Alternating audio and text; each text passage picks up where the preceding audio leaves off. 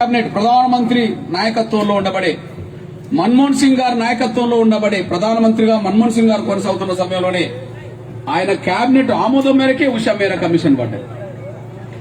అంటే ఈదుమూడిలో పుట్టిన ఉద్యమం ఈదుమూడిలో లేదని, దేశం మొత్తం విస్తరించిందని, అది రాష్ట్రపతి ఆమోదం తీసుకునే స్థాయికి ఎదిగిందని, దాన్ని సుప్రీంకోర్టు అంటే దేశంలో అత్యున్నత న్యాయస్థానమే కదా, దానికి మించిన కోర్టు లేదు కదా. కానీ అక్కడ కూడా అప్పుడు కె రామస్వామి అంటే మన సోదరుడు, పశ్చిమ గోదావరి సంబంధించిన మన మాల సోదరుడు సుప్రీంకోర్టులో జడ్జిగా ఉండడం వల్ల ఆ రోజు కేంద్ర ప్రభుత్వంలో మన పనవాక్య లక్ష్యం లాంటి, మన జేడి శీలం లాంటి సోదర వర్గం అప్పుడు బలంగా ఎదగడం వల్ల, హర్ష వల్ల ఎంతో మంది ఉన్నత వర్గీకరణ రద్దు చేయించే ప్రయత్నం చేసి వరకు మన సోదర స్వార్థ వర్గం నుంచి కొన్ని అడ్డంకులు, దాడులు, మన సోదర స్వార్థపరమైన వర్గం నుంచి అడ్డంకులు, దాడులు. నాకు తెలిసి 10 రోజులకే చీరాల్లో మీరు వర్గీకరణకు అనుకూలంగా కరపత్రాలు పంచుతారని చెప్పి బాబురావు అనే ఒక కౌన్సిలర్ అందరి మీద దాడి చేస్తే మా చొక్కాలు చినిగిపోయినాయి. ఆ రోజు అక్కడ నుంచి ఆంధ్రప్రదేశ్ లో, తెలంగాణలో ప్రారంభంలో తిరుగుతున్న రోజుల్లో ముందుకు నడవకుండా చేయడానికి చాలా అడ్డంకులు, దాడులు చేసే ప్రయత్నం చేశారు. ఆ దాడుల నుంచి ఒకసారి ఉలువపాడులో తప్పించుకోవాల్సి వచ్చింది, పశ్చిమ గోదావరి చింతలపూడిలో తప్పించుకోవాల్సి వచ్చింది, తూర్పుగోదావరి జిల్లా తునిలో తప్పించుకోవాల్సి వచ్చింది, విజయనగరం జిల్లా ధర్మవరంలో తప్పించుకోవాల్సి వచ్చింది, తెలంగాణ జిల్లాలో కొల్లాపూర్లో భౌతిక దాడి జరిగితే చాలా మంది నన్ను కాపాడుకోవడానికి వచ్చిన కార్యకర్తలకు కాళ్ళు చేతులు ఇరిగినాయి, తలలు పగిలినాయి. నా మీద 3-4 చోట్ల విపరీతమైన పిడిగుద్దులతో నన్ను శారీరకంగా హింసించే ప్రయత్నం చేశారు. ఒకవైపు అడ్డంకులు దేశంలో ఎట్లా కల్పించారో చెప్పాను, దాడులకు పాల్పడ్డ చరిత్ర కూడా ఉన్నదని కూడా చెప్తున్నాను. కానీ ఎక్కడ కూడా మన సోదర వర్గం మీద కోపం గాని, ద్వేషం గాని ఇప్పుడు పెంచుకోలేదు. ఇవాళ కాకపోతే రేపైనా మారతారు కదా, వాళ్ళు కూడా నా దళిత వర్గాలే కదా.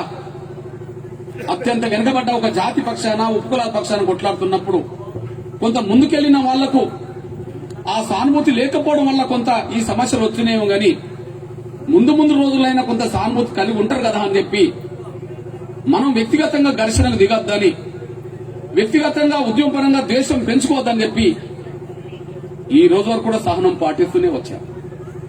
అందువల్లనే భారతదేశంలో ఇంత సుదీర్ఘ కాలం పాటు జరుగుతున్న చరిత్రలో కూడా ఎక్కడ కూడా మాదిగల వైపు నుంచి, ఎంఆర్పీఎస్ వైపు నుంచి నా సోదర వర్గంతో ఘర్షణ పడ్డట్టుగా, ప్రతిదాడులకు దిగినట్టుగా ఎక్కడ చరిత్ర లేదు. పోరాటం చేసేవాడికే సహనం ఉండాలి, పోరాటం చేసేవాడే శాంతియుతంగా ఉండాలి. ఆ సహనం, శాంతియుత పందా వదిలిపెడితే అది ఉద్యమం పక్కదారి పడుతుందని చెప్పి పక్కదారి పట్టకుండా చూసుకోవడం కోసం ఇన్నాళ్ళు ముందుకు సాగాల్సి వస్తారు. ఇక ముందు కూడా అదే పద్ధతిలో సాగుతారు. ఒకవైపు అడ్డంకులు ఏ స్థాయిలో చూపెట్టారు, రాష్ట్రపతి ఆమోద ముద్ర వచ్చిన తర్వాత కూడా సుప్రీంకోర్టు స్థాయిలో వర్గీకరణ రద్దు చేయించిందంటే ఏ స్థాయిలో వాళ్ళు అడ్డం పడ్డారో మనం గుర్తించాం. చీరాల మొదలుకొని ఉమ్మడి ఆంధ్రప్రదేశ్ మొత్తం మీద 4-5 సార్లు భౌతిక దాడులకు గురయ్యాను. కొన్నిసార్లు ప్రాణహాని కూడా తగ్గిపోయిన, ప్రాణహాని కూడా ఎదుర్కొన్న పరిస్థితి కూడా కనిపించింది. మరొక వైపు ఎంఆర్పీఎస్ ఉద్యమం ప్రస్థానంలో తమ్ముడు సుధాకర్ గొప్పగా చెప్పాడు, అందరూ ఎల్లకాలం ఉద్యమంలో నిలబడకపోవచ్చు. కొన్ని వ్యక్తిగత కారణాలు, కొన్ని కుటుంబ కారణాలు, కొంత ఆత్మస్థైర్యం కోల్పోవడాలు, లేదా వాళ్ళు ఏదన్నా వాళ్ళ వ్యక్తిగత జీవితంలో వాళ్ళు ఇంకేదన్నా ఇంకో ప్రయత్నాలు, ఉద్యోగమో లేదా రాజకీయ అవకాశాలు చూసుకోవడాలు ఉండడం వల్ల కొంత ఉద్యమానికి దూరం కావచ్చు. కానీ ఉద్యమంలో వాళ్ళు ఎక్కడికి ఎదిగినా కూడా, ఉద్యమంలో వాళ్ళు ఏ స్థాయికి ఎదిగినా కూడా, ఉద్యమం నుంచి వాళ్ళు పక్కకు పోయి ఏ స్థాయికి ఎదిగినా కూడా నేను సంతోషిస్తా, గర్వపడతా. ఈ ఉద్యమ నేపథ్యం నుంచి ఎదిగిన వాళ్ళు కదా, వాళ్ళ తర్వాత ఉద్యమాన్ని వాళ్ళ శక్తి మేరకు కాపాడుకుంటారు కదా. ప్రత్యక్ష పోరాటంలో నిరంతరం సమయం ఇవ్వకపోవచ్చు, ప్రత్యక్ష పోరాటంలో నిరంతరం ఉద్యమంలో భాగస్వాములు కాకపోవచ్చు, కానీ ఉద్యమం నుంచి ఎదిగిన నా తమ్ములు వాళ్ళు ఎక్కడ ఎదిగినా కూడా మళ్ళా ఉద్యమాన్ని నిలబెట్టుకోవడానికి ఎంతో సహాయ సహకారం అందిస్తారు కదా అని చెప్పి నిరంతరం వాళ్ళు ఎదగాలని కోరుకున్నాను. ఎంఆర్పిఎస్ ఉద్యమం ప్రస్థానంలో నుంచి మొదలైన వాళ్ళు ఎంతమంది వందల మంది సర్పంచులు కావాలి, ఎంతమంది ఎంపీటీసీలు కావాలి, ఎంతమంది ఎంపీపీలు కావాలి, ఎంతమంది జిల్లా పరిషత్ చైర్మన్లు కావాలి, ఎంతమంది ఎమ్మెల్యేలు కావాలి, ఎంతమంది ఎంపీలు కావాలి, ఎంతమంది రాష్ట్ర మంత్రులు కావాలి మనం చూశాం. ఉద్యమం ప్రస్థానం నుంచి ముందుకెళ్లి వాళ్ళు ఏ దశ ఎన్నుకున్నా వాళ్ళు ఎదిగిన కొద్దీ నా జాతికి ఉద్యమానికి వాళ్ళు కొంత అండగా నిలబడతారు కదా అని చెప్పి వాళ్ళు ఎదగాలనే కోరుకుంటాం. ఈ ఉద్యమంలో నిరంతరం పనిచేయని వాళ్ళు ఏదన్నా వాళ్ళ సొంత మార్గం ఎన్నుకున్నప్పుడు నేను తప్పుపట్టలేను కదా. అందరికీ సహనం ఉండకపోవచ్చు కదా, అందరూ అదే పందా మీద నిరంతరం జీవితం మొత్తం వెచ్చించకపోవచ్చు కదా అని నేను వాళ్ళు పక్కకు పోతే నేను తప్పుపట్టద్దు కదా. ఆ పక్కకు పోయిన వాళ్ళు ఎక్కడ ఎదిగినా నేను గర్వపడడానికి కారణం ఏంటంటే వాళ్ళు ఎదిగి మళ్ళీ జాతిని ఉద్యమాన్ని కొంత కాపాడుకుంటారు కదా అని. అట్లా చేసేవాళ్ళు ఉన్నారు, కానీ ఉద్యమం లేదు, ఉద్యమానికి ద్రోహం చేసేవాళ్ళు కూడా ఉన్నారు. ఆ విధంగా ఎంఆర్పిఎస్ ఉద్యమం నుంచి దూరమై ఎదిగిన తమ్ముల సహకారం ఉన్నది. ఆ సహకారం లేకపోతే సుధాకర్ వచ్చి ఇక్కడ కనీసం మాట్లాడేవాడు కాదు. ఆ సహకారం లేకపోతే విజయ్ కుమార్ అతను ఒక మండలానికి అధ్యక్షుడు ఎంఆర్పిఎస్ లో, గుంటూరు జిల్లాలో ఒక మండలానికి అధ్యక్షుడు. కానీ వాళ్ళ కాంగ్రెస్ పార్టీకి రాష్ట్ర ప్రధాన కార్యదర్శి అని చెప్పి ఆయనే వేదిక మీదకి వచ్చేసాడు. గర్వపడతాం.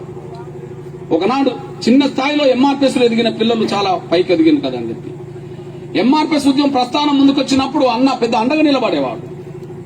ఆయన కేబినెట్ మంత్రి అయినప్పుడు గర్వపడ్డాడు.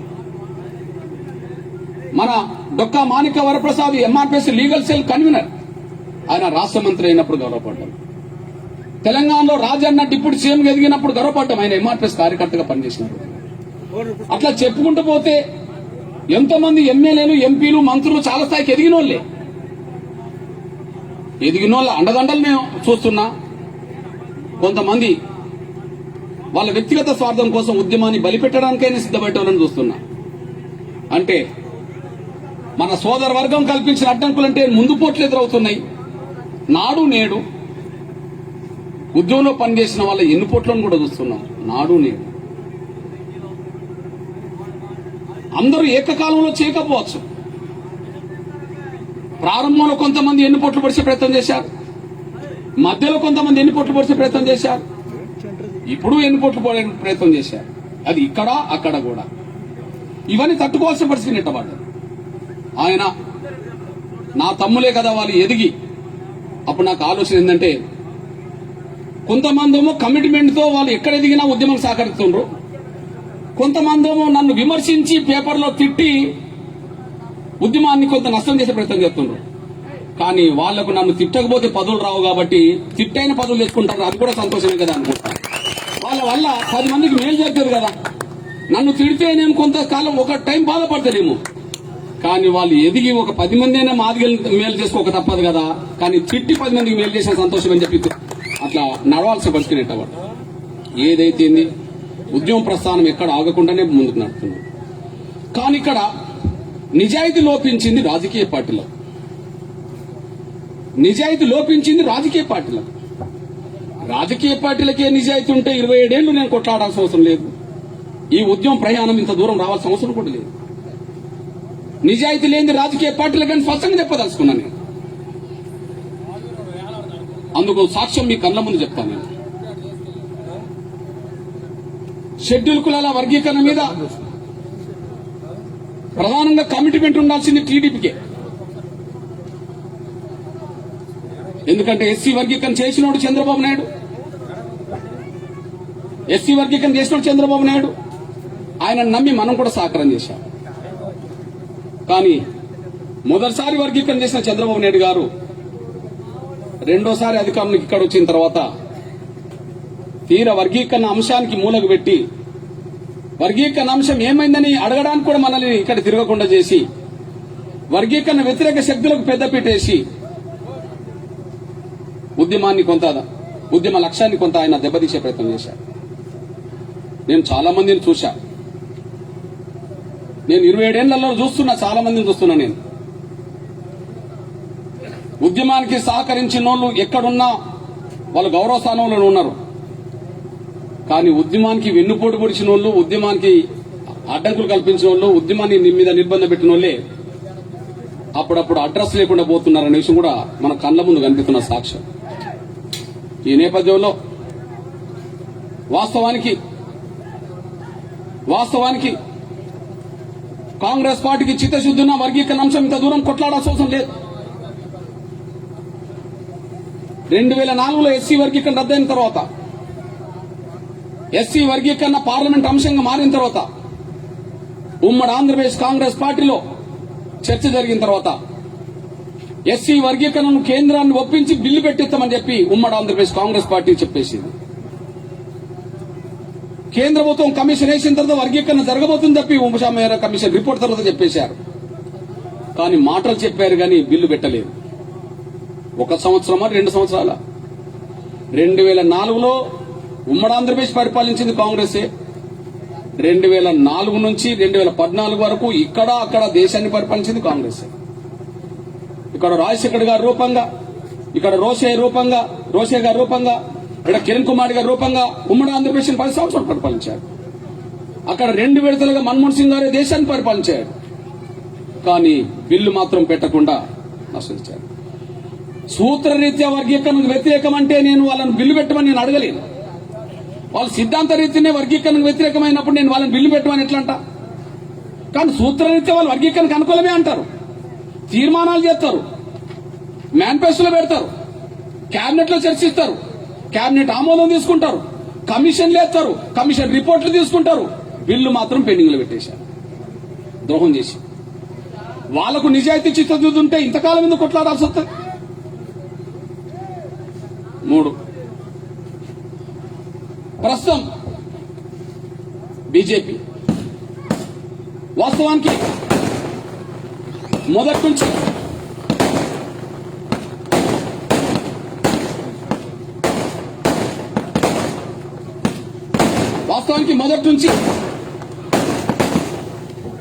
ఎంఆర్పీఎస్ ఉద్యమం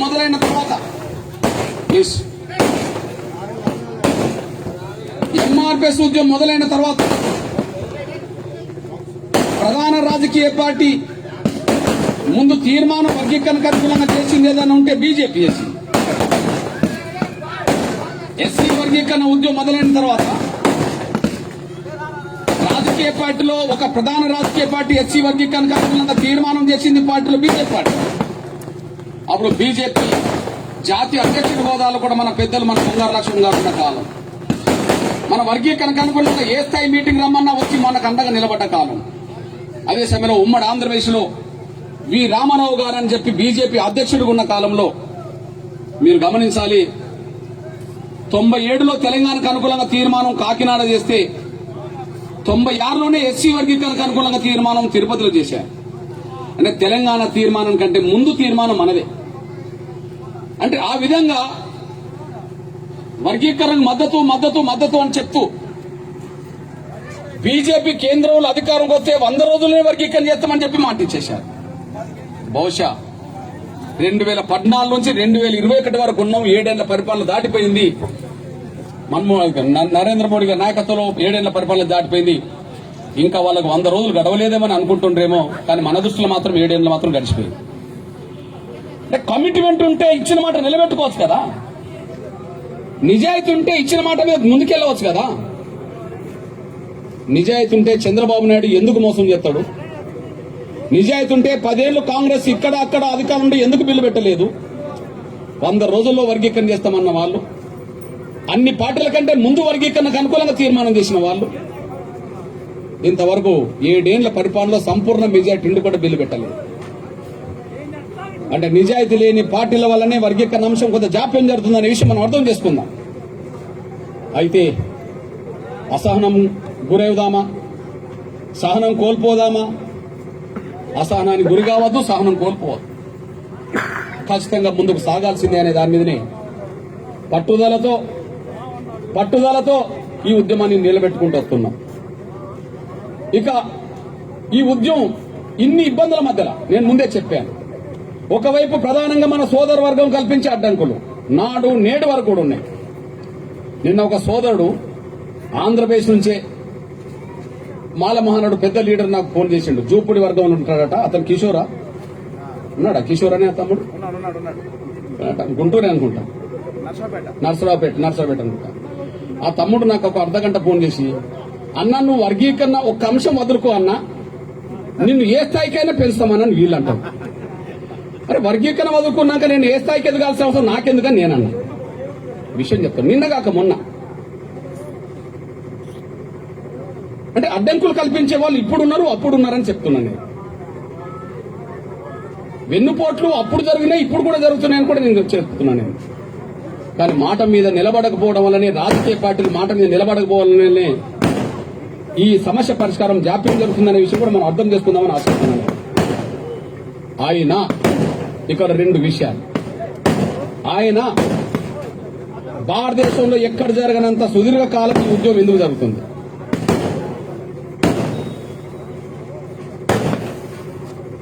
భారతదేశంలో ఏ ఉద్యమం నడవనంత సుదీర్ఘ కాలం ఈ ఉద్యమం ఎందుకు నడుస్తుంది అనే విషయంలో నేను ఈ 27 ఏళ్లలో రెండు విషయాలు గమనించాను.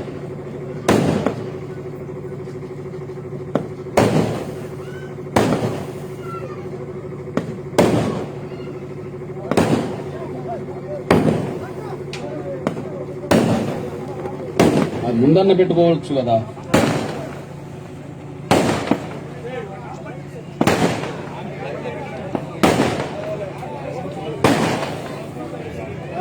ఓకే, నేను అయిపోయి కూర్చు రమే. భారతదేశంలో ఇంత సుదీర్ఘ కాలం పాటు ఇన్ని అడ్డంకుల మధ్యలో ఒకవైపు వర్గీకరణకు అనుకూలంగా మాట్లాడుతూనే రాజకీయ పార్టీలు తమ విధాన పరంగా వర్గీకరణకు అనుకూలమైన నిర్ణయాలు నిర్దిష్టంగా తీసుకోకపోయింది. రెండో వైపు ఎంఆర్పీఎస్ నుంచి ఎదిగిన నాయకత్వమే కొంత వెనుపోట్లు అప్పుడప్పుడు చేస్తుంటది. మూడోది అడ్డంకులు కల్పించే వాళ్ళు ఇప్పటికీ అడ్డంకులు కల్పిస్తున్నారు. ఆయన 27 ఏళ్ల సుదీర్ఘ పోరాటం దేశంలో ఏ సంఘం చేస్తలేదు, ఎంఆర్పీఎస్ చేస్తుంది. దీనికి కారణాలు ఏందన్నప్పుడు నేను రెండు గ్రహించాను, మీ ముందు పెట్టాల్సిన బాధ్యత ఉన్నది. ఒకటి, ఎంఆర్పీఎస్ ఏనాటికైనా వర్గీకరణ సాధిస్తేనే జాతికి భవిష్యత్తు. అదే సమయంలో 27 ఏళ్ల ఉద్యమ ప్రస్థానంలో ఎన్ని అవకాశాలు వచ్చినా, ఎన్ని బెదిరింపులు వచ్చినా మన కోసమే అన్న నిలబడుతూ ఉద్యమాన్ని నడుపుతున్నాడు కదా, కాబట్టి అన్నకే అండ ఉందామని జాతి పెట్టుకున్న నమ్మకం అండ ఇదే. ఒకటోమో ఏ నాటికైనా వర్గీకరణ సాధిస్తేనే జాతి బిడ్డలకు భవిష్యత్తు ఉంటుంది అనేది ఒకటి. రెండు, ఎంఆర్పీఎస్ ఉద్యమం ముందుకు తీసుకెళ్తున్న దశలో ఎన్నో ప్రలోభాలు, ఎన్నో బెదిరింపులు అన్నకు వచ్చినా కూడా ప్రలోభాలకు ఎన్నడూ కొట్టుకెళ్లలేదు కదా, పాలకులు పెట్టిన బెదిరింపులకు ఏనాడు తలగ్గలేదు కదా, మరి బెదిరింపులు వచ్చినా మన కోసమే నిలబడ్డాడు కదా, పదవులు ఆశ పెట్టినా కూడా ఏనాడు తీసుకోకుండా మన వైపే నిలబడ్డాడు కదా, కాబట్టి వర్గీకరణ సాధించేంత వరకు ఖచ్చితంగా అన్నకే అండ ఉందామని చెప్పి జాతి పెట్టుకున్న నమ్మకమే ఇంత దూరం నడుస్తుందనేసి కూడా మీరు మర్చిపోతాం సార్ అనుకుంటున్నాను. ఇంత సుదీర్ఘ కాలం నడవడానికి జాతి పెట్టుకున్న నమ్మకం, విశ్వాసమే, జాతి ఇస్తున్న అండదండలే దానికి అసలు కారణం అనే విషయం మీరు తీసుకొస్తున్నాను. కాబట్టి రెండో కారణం ఏమై ఉంటది అన్నప్పుడు ఈ ఉద్యమానికి 27 ఏళ్ల పోరాటం జరుగుతున్నా కూడా ఈ ఈదుమూడి గ్రామం నుంచి మొదలుకుంటే ఉద్యమానికి సంబంధించిన ప్రభావం ఎన్ని ప్రాంతాల్లో, ఎన్ని జిల్లాల్లో, ఎన్ని గ్రామాలు ఉన్నదో అన్ని గ్రామాల్లో, అన్ని ప్రాంతాల్లో, అన్ని జిల్లాల్లో, అన్ని రాష్ట్రాల్లో ఈ ఉద్యమం విజయం సాధిస్తే వచ్చే ఫలితాలతో సంబంధం లేకుండా సమాజంలో ఉండబడే అన్ని వర్గాలు ఎంఆర్పీఎస్ మీద సానుభూతితో ఉండి వాళ్ళ శక్తి మేరకు అండదండలు మొదటి నుంచి ఈనాటి వరకు అందిస్తుంటారు. కాబట్టి ఎంఆర్పీఎస్ చెక్కు చెదరకుండా ముందుకు సాగుతుందనేసి కూడా మీ స్పష్టం చెప్తున్నాను. నాకైతే ఈ రెండు కారణాలు స్పష్టంగా కనిపించింది. మొదటి కారణం నా జాతి పెట్టుకున్న నమ్మకం, వాళ్ళు అందించే అండదండలు. ఎంఆర్పీఎస్ ఉద్యమం మొదలుపెట్టిన ఈ ఈదుముడి గడ్డ మీదనే కమిటీ ఏర్పాటు చేసుకుంటున్నప్పుడు అనుకున్న సత్యం ఏంటంటే, అన్నప్పుడు ఈ ఉద్యమం న్యాయబద్ధమైన ఉద్యమం కదా, ఈ ఉద్యోగం న్యాయబద్ధమైన ఉద్యోగం కదా, దానికి 3 పరిశీలించాం అప్పటికి. దానికి ఎంఆర్టీఎస్ ఉద్యమం ఈ వీధుముడి గడ్డలో మొదలుపెట్టే సమయానికి చర్చించుకుంటున్న సమయంలో 3 అంశాలను పరిగణనలో తీసుకున్నాం. ఒకటి, ఈ ప్రకాశం జిల్లాలోనే ఉద్యమం మొదలైంది కనుక ప్రకాశం జిల్లాలో ఎస్సీ రిజర్వేషన్ ఫలాలు అది విద్యా రంగంలో గాని, ఉద్యోగ రంగంలో గాని, సంక్షేమ రంగంలో గాని, రాజకీయ రంగంలో గాని దళితుల్లో ఉండబడే మాదిగా అన్ని కులాలకు న్యాయబద్దమైన వాట దక్కుతున్న దాన్ని పరిశీలిస్తే దక్కలేదనే విషయం రుజువైన కాలం అది. అది రాజకీయంగా చూసినా సంతనూతల పాడు. అప్పుడు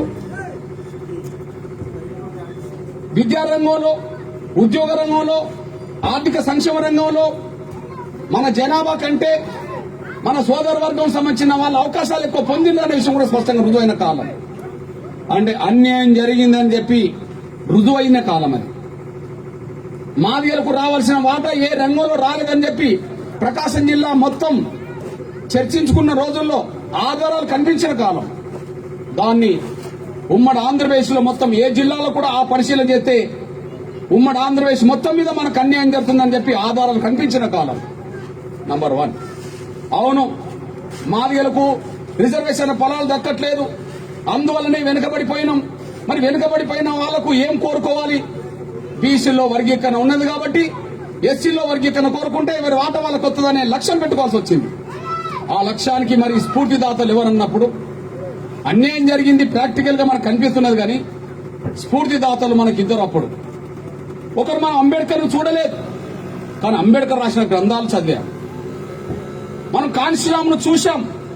దేశవ్యాప్తంగా రాజకీయ ప్రపంచంతో ఆనాడు ముందుకొస్తున్న కాలం ఆయన నినాదంలో చూశాం.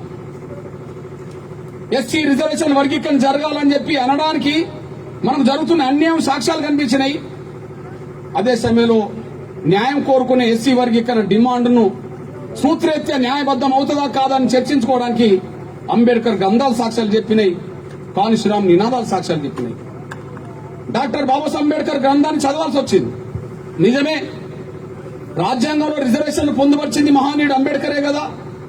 మరి అంబేద్కర్ గారికి తెలియదా? ఒక రాష్ట్రంలో 50 కులాలు ఉన్నాయి ఎస్సీలు అయితే వాళ్ళకి ఇచ్చే 15% రిజర్వేషన్లు 50 కులాలు న్యాయబద్ధంగా పొందగలుగుతాయా వాళ్ళ వాట? ఒక రాష్ట్రంలో 20, 30, 100, 200 కులాలుంటే వాళ్ళకి ఇచ్చే పర్సెంటేజ్ అందరూ న్యాయబద్ధంగా పొందగలుగుతారా? మరి పొందగలుగుతారని చెప్పి ఉమ్మడి రిజర్వేషన్ పొందుపరిచిండా అని ఆయన గ్రంథాల చరిత్ర తీస్తే ఆయన మొదటి వాల్యూమ్లోనే అంబేద్కర్ రచనల ప్రసంగాలనే మొదటి వాల్యూమ్లోనే ఒక మాట ఉన్నది. నేను సాధించిన రిజర్వేషన్ ఫలాలు ఈ దేశంలో ఏ రాష్ట్రంలో సరే 100 కులాలు దళితులు ఉన్నాయి, ఈ దేశంలో 1000 కులాలు ఉన్నాయి. రిజర్వేషన్ అందాలని నేను సాధించాను.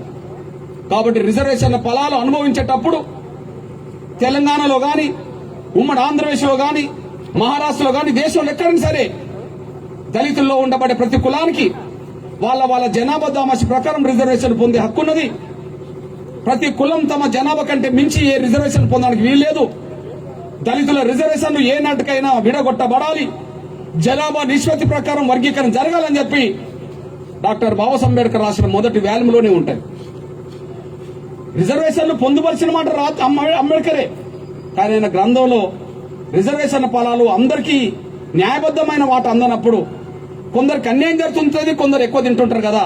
అట్లాంటప్పుడు మన మధ్యలో ఘర్షణ అసమానతలు పెరుగుతుంటాయి కదా. అవి పెరగకుండా ఉండాలంటే నేను సాధించిన రిజర్వేషన్ ఫలాలు దళితుల్లో ఉండబడే ప్రతి కులం తమ జనాభా నిష్పత్తి ప్రకారం పొందాలి. ఆ పొందడం కోసం రిజర్వేషన్ పంచుకోవాలి, విడగొట్టాలి, వర్గీకరణ చేయాలని చెప్పి అంబేద్కర్ గ్రంథం ఉన్నది. కళ్ళ ముందు అన్యాయం కనిపిస్తున్నది, అంబేద్కర్ గ్రంథంలో సూత్రం ఉన్నది. ఆ ఉద్యమం మొదలుపెట్టేది 94 కదా. మాన్య శ్రీ కాన్షీరామ్ గారు దేశవ్యాప్తంగా బహుజన్ సమాజ్ పార్టీని ఉర్రూతలీగిస్తూ లక్షలాది మందిని, కోట్లాది మందిని సమీకరిస్తున్న కాలం. ఆయన కాలంలో ఒకే ఒక నినాదం, ఆ కాలంలో ఒకే ఒక నినాదం దేశాన్ని ఆకర్షించింది.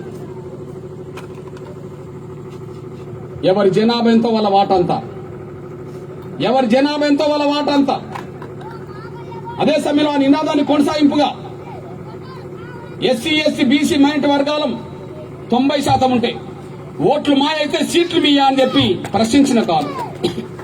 రాజకీయ రంగంలో ప్రశ్నించింది ఏంటిది? ఓట్లు మాయి మెజార్టీ, సీట్లు మీయా అధికారం మీద. రిజర్వేషన్ రంగంలో ప్రశ్నించింది ఏంటిది?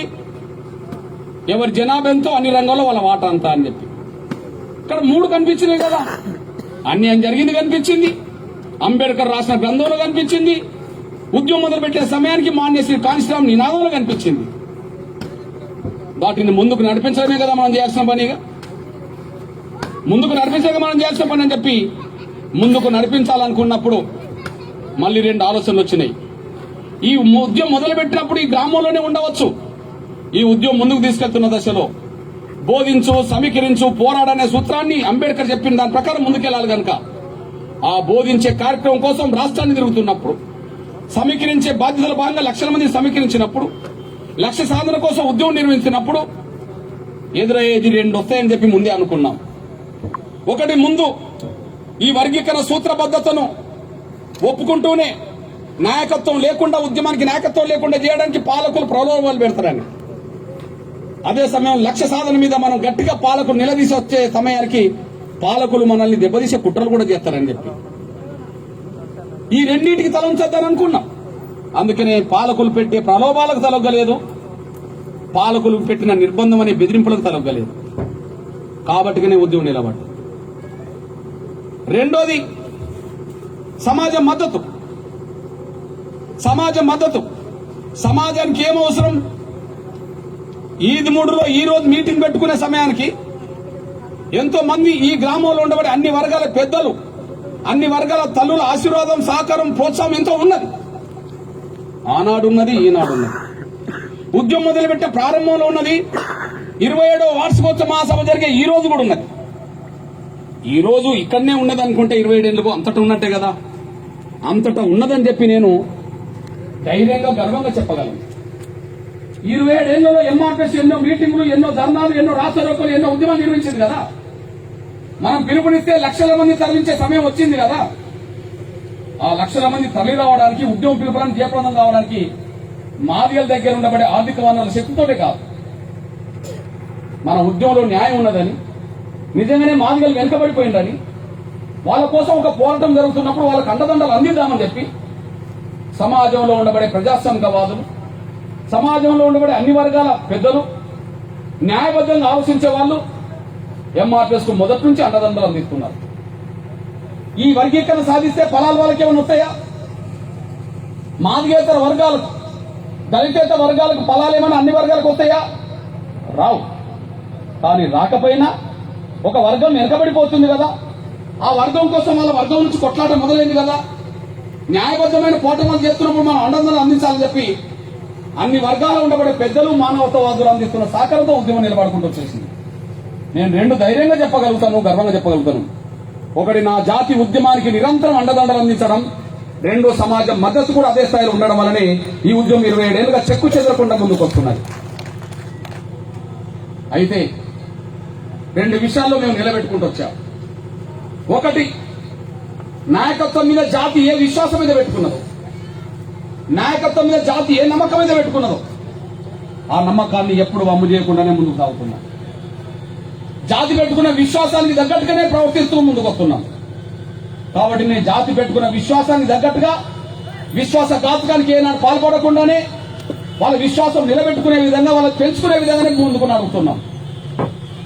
రెండో విషయం, ప్లీజ్ ఏం లేదు, వాళ్ళు మనోళ్ళు వస్తున్నారు, కూర్చోండి. ఓకే, మీరు కూర్చోండి. మన పిల్లలు వచ్చారు. జాతికి మద్దతు, జాతి ఏదైతే విశ్వాసం పెట్టుకున్నదో, జాతి నాయకత్వం మీద ఏ నమ్మకం మీద పెట్టుకున్నదో ఆ విశ్వాసాన్ని మరింత కాపాడుకునే విధంగా, పెంచుకునే విధంగా, ఆ నమ్మకాన్ని మరింత చూరగొనే విధంగా, పెంచుకునే విధంగానే నిరంతరం జాతి కోసం పాటుపడుకుంటూ వచ్చాం. కానీ 2 విషయాలు మాత్రం ఎప్పుడు జారిపడలే. ఒకటి, ప్రలోభాలకు తలొగ్గలేదు. 2, బెదిరింపులకు పక్కకు పోలేదు. కాబట్టి జాతి పెట్టుకున్న విశ్వాసం తగ్గట్టుగా పాత్ర పోషిస్తామనే అభిప్రాయం నాలో బలంగా ఉన్నది. రెండోది, వర్గీకరణ ఫలాలు దక్కితే మాదిగేతర వర్గాలకు, ఇతర బీసీ వర్గాలకు, ఓసీ వర్గాలకో, ఎస్సీ వర్గాలకో, మైనార్టీ వర్గాలకో వర్గీకరణ ఫలాలు అందరూ వాళ్ళ సమస్య లేదు. కానీ వాళ్ళు మాత్రం 27 ఏళ్లుగా వాళ్ళ శక్తి మేరకు ఉద్యమానికి నైతిక మద్దతు, ఆర్థిక మద్దతు చేయి ఇచ్చుకుంటూ వస్తున్నారు. అట్లాంటప్పుడు వాళ్ళ రుణం కూడా తీసుకోవాలి. నా జాతి పెట్టుకున్న నమ్మకానికి తగ్గట్టుగా ప్రవర్తించాలి.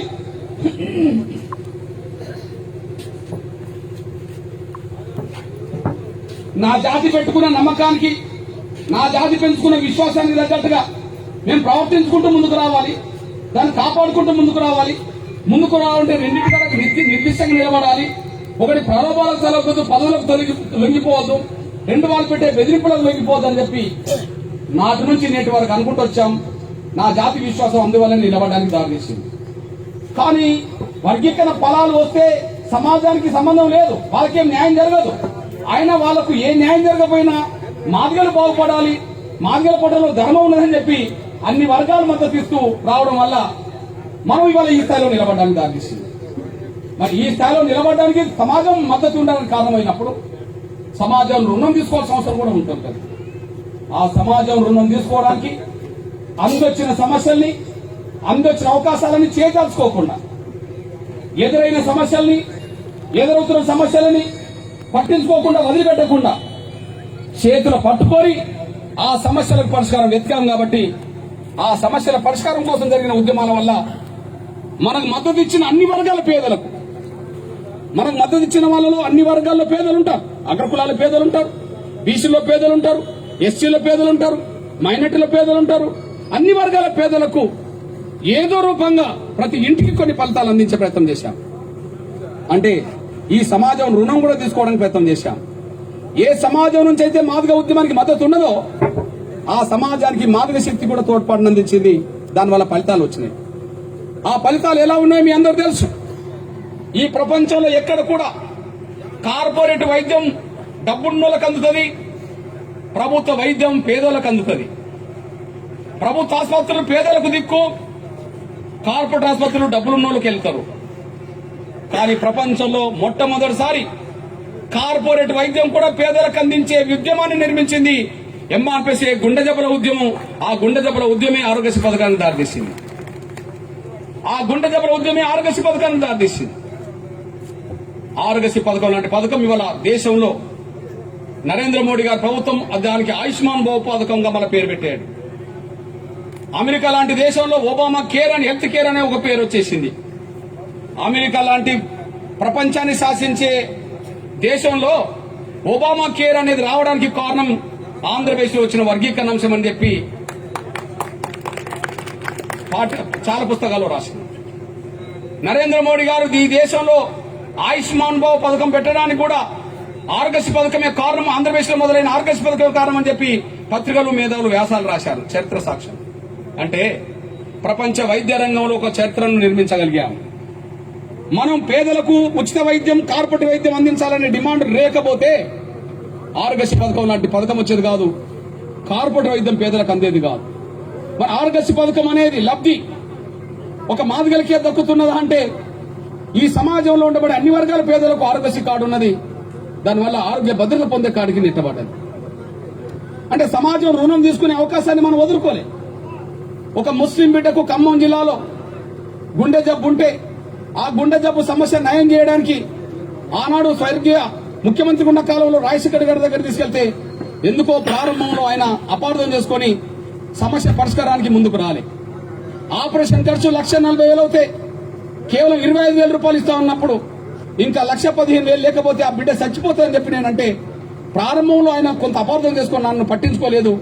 ఆ సమస్య పరిష్కారం చూపెట్టకపోతే వెంటనే దానికోసం గుండె జబ్బుతో బాధపడుతున్న పేదలందరికీ ప్రభుత్వమే కార్పొరేట్ ఆసుపత్రిలో ఉచిత వైద్యం అందించాలని చెప్పి ఒక బలమైన ఉద్యమం నిర్మించిన రోజే, ఆ నిర్మించిన ఆగస్టు 7 రాజశేఖర్ గారికి మనకు మధ్య కొంత ఘర్షణ జరిగింది. కానీ తర్వాత ఆయనే దిగొచ్చి ఆరోగ్యశ్రీ పథకం లాంటి పథకం పెట్టాడు. దేశానికి ఆదర్శమయ్యే పథకం తీసుకొచ్చిండు. ఆ విధంగా మనం సమాజానికి చైతన్యవ్వగలిగాం. కాలు లేని, చేతులు లేని, కళ్ళు లేని వికలాంగుల సమస్యను మనమే పట్టించుకొని 200 పెన్షన్ రోజుల్లో రాజశేఖర్ గారి ప్రభుత్వంలో 200 పెన్షన్ ఉండే. వాళ్ళ పెన్షన్ ఇవాళ దేశంలో ఎక్కలేని విధంగా 3,000, 3,016 పెరిగింది. 2 తెలుగు రాష్ట్రాలు తప్ప 3,000 ఇచ్చే రాష్ట్రం ఎక్కడ లేదు. ఒకనాడు పెన్షన్ ఎంత పెంచడంలో నిర్లక్ష్యం వహించే వాళ్ళు 2 సాక్ష్యాలు చెప్తాను నేను. చంద్రబాబు నాయుడు గారు 9 ఏళ్లు పరిపాలించాడు. 9 ఏళ్లు పరిపాలించినప్పుడు చంద్రబాబు నాయుడు గారు ముఖ్యమంత్రి కాకముందు పెద్దలు ఎన్టీ రామారావు గారి పాలనలో 50 రూపాయల పెన్షన్ ఉండే. కానీ చంద్రబాబు నాయుడు గారు ఎన్టీ రామారావు గారి నుంచి ప్రభుత్వ పగ్గాలు తీసుకున్నాక 9 ఏళ్లు పరిపాలించిండు. కానీ ఆయన పరిపాలనలో వచ్చింది 75 రూపాయలు, అంటే 25 రూపాయలు పెంచిండు. అంటే ఆయన పరిపాలన 9 ఏళ్లు నడిచింది, పెంచింది 25 రూపాయలని రుజువైంది. చంద్రబాబు నాయుడు ప్రభుత్వం పోయిన తర్వాత రాజశేఖర్ గారి కాలంలో 200 పెన్షన్ వచ్చేసింది. చాలా మంది అనుకున్నారు చంద్రబాబు నాయుడు గారు 75 ఇస్తే రాజశేఖర్ గారు దానికి 200 చేసిండు కదా, గొప్పోడు అని అనుకున్నారు. నిజమే, గొప్పోడే కావచ్చు. కానీ ఆ సమయంలో కొంత నిర్లక్ష్యం చేశాడు. దానికి సాక్ష్యం ఏంటంటే 2004లో కాంగ్రెస్ ఎన్నికల మేనిఫెస్టోలో తెలుగుదేశం ప్రభుత్వం 75 రూపాయలు పెన్షన్ ఇస్తుంది. కాంగ్రెస్ అధికారం వస్తే 75కు 150 అదనంగా కలిపి 225 పెన్షన్ ఇస్తామని చెప్పి అందులో మేనిఫెస్టోలో ఉంటుంది. 75కు డబల్ అంటే 150, 75 కలిస్తే 225 పెన్షన్ ఇస్తామని ఇలా ఉంటుంది, మేనిఫెస్టోలో ఉంటుంది. 2004లో రాజశేఖర్ గారు ముఖ్యమంత్రి అయినాక 200 పెన్షన్ కాదు 225 ఇవ్వాలి. కానీ 225 ఇవ్వలేదు. అది 2004లో ఇవ్వలేదు, అది 2005లో ఇవ్వలేదు, 2006లో ఇవ్వలేదు, 2007లో కూడా ఇవ్వలేదు. 2007 వచ్చేటప్పటికి విహెచ్పిఎస్ వల్ల ముందుకు వచ్చేసింది. వికలాంగుల పర్సన్ ముందుకు నడిపించాము, ముందుకు వచ్చింది. అప్పుడు ఏమైంది మీ దృష్టికి తీసుకొస్తున్నా నేను. 2004, 2005, 2006, 2007 మనం వచ్చేంత వరకు, ఆగస్టు వచ్చేంత వరకు పెన్షన్ 200 రూపాయలు.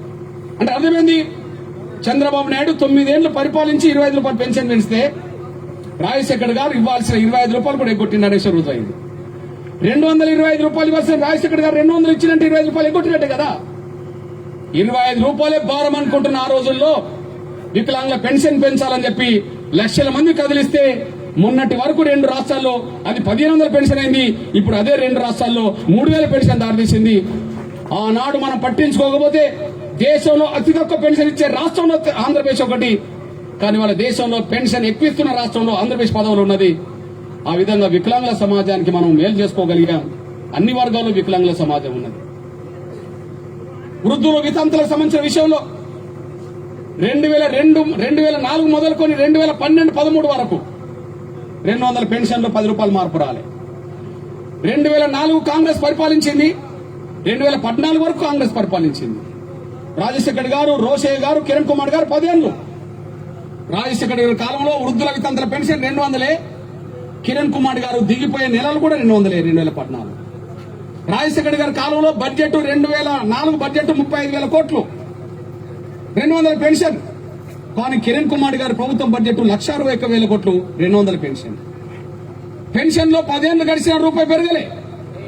కానీ అక్కడక్కడ తల్లిదండ్రులను కొడుకులు పట్టించుకోవట్లేదని, తల్లిదండ్రులను ఆడపిల్లలు పట్టించుకోవట్లేదు, కూతురు పట్టించుకోవట్లేదని, వాళ్ళకి తిండి పెట్టకుండా బాధలు పెడుతున్న వాళ్ళు ఉన్నారని, భారమైందని చెప్పి భావించుకొని బయట పడేస్తున్న వాళ్ళు ఉన్నారని చెప్పి అక్కడక్కడ ఫోటోలు చూసి తల్లిదండ్రులను భార్య పిల్లలే పట్టించుకోకపోతే ఆ పిల్లల్ని తల్లిదండ్రులను ఎవరు కాపాడని చెప్పి ఆలోచించి వాళ్ళ కోసం, వృద్ధుల వితంతుల కోసం పెన్షన్ పెరగాలని చెప్పి 1000 రూపాయల పెన్షన్ కోసం కొట్లాడితే 10 లక్షల మందితో హైదరాబాద్ లో ఎన్నికలకు ముందు 2014 ముందు 10 లక్షల మంది హైదరాబాద్ మీటింగ్ పెడితే అన్ని పార్టీలను ఒక వేదిక మీద తీసుకొచ్చి ప్రతిపక్ష నాయకుడు ఉండబడే చంద్రబాబు నాయుడు గారు వేదిక రప్పించి, వైసీపీ నేతలు వేదిక మీద రప్పించి, కాంగ్రెస్, బీజేపీ, సిపిఐ వేదికలను రప్పించి ఎన్నికలకు ముందు అందరితో 1000 రూపాయలు పెంచిన ఫలితమే మొన్నటి 5 ఏళ్లు 1000 రూపాయల అమలు జరిగింది.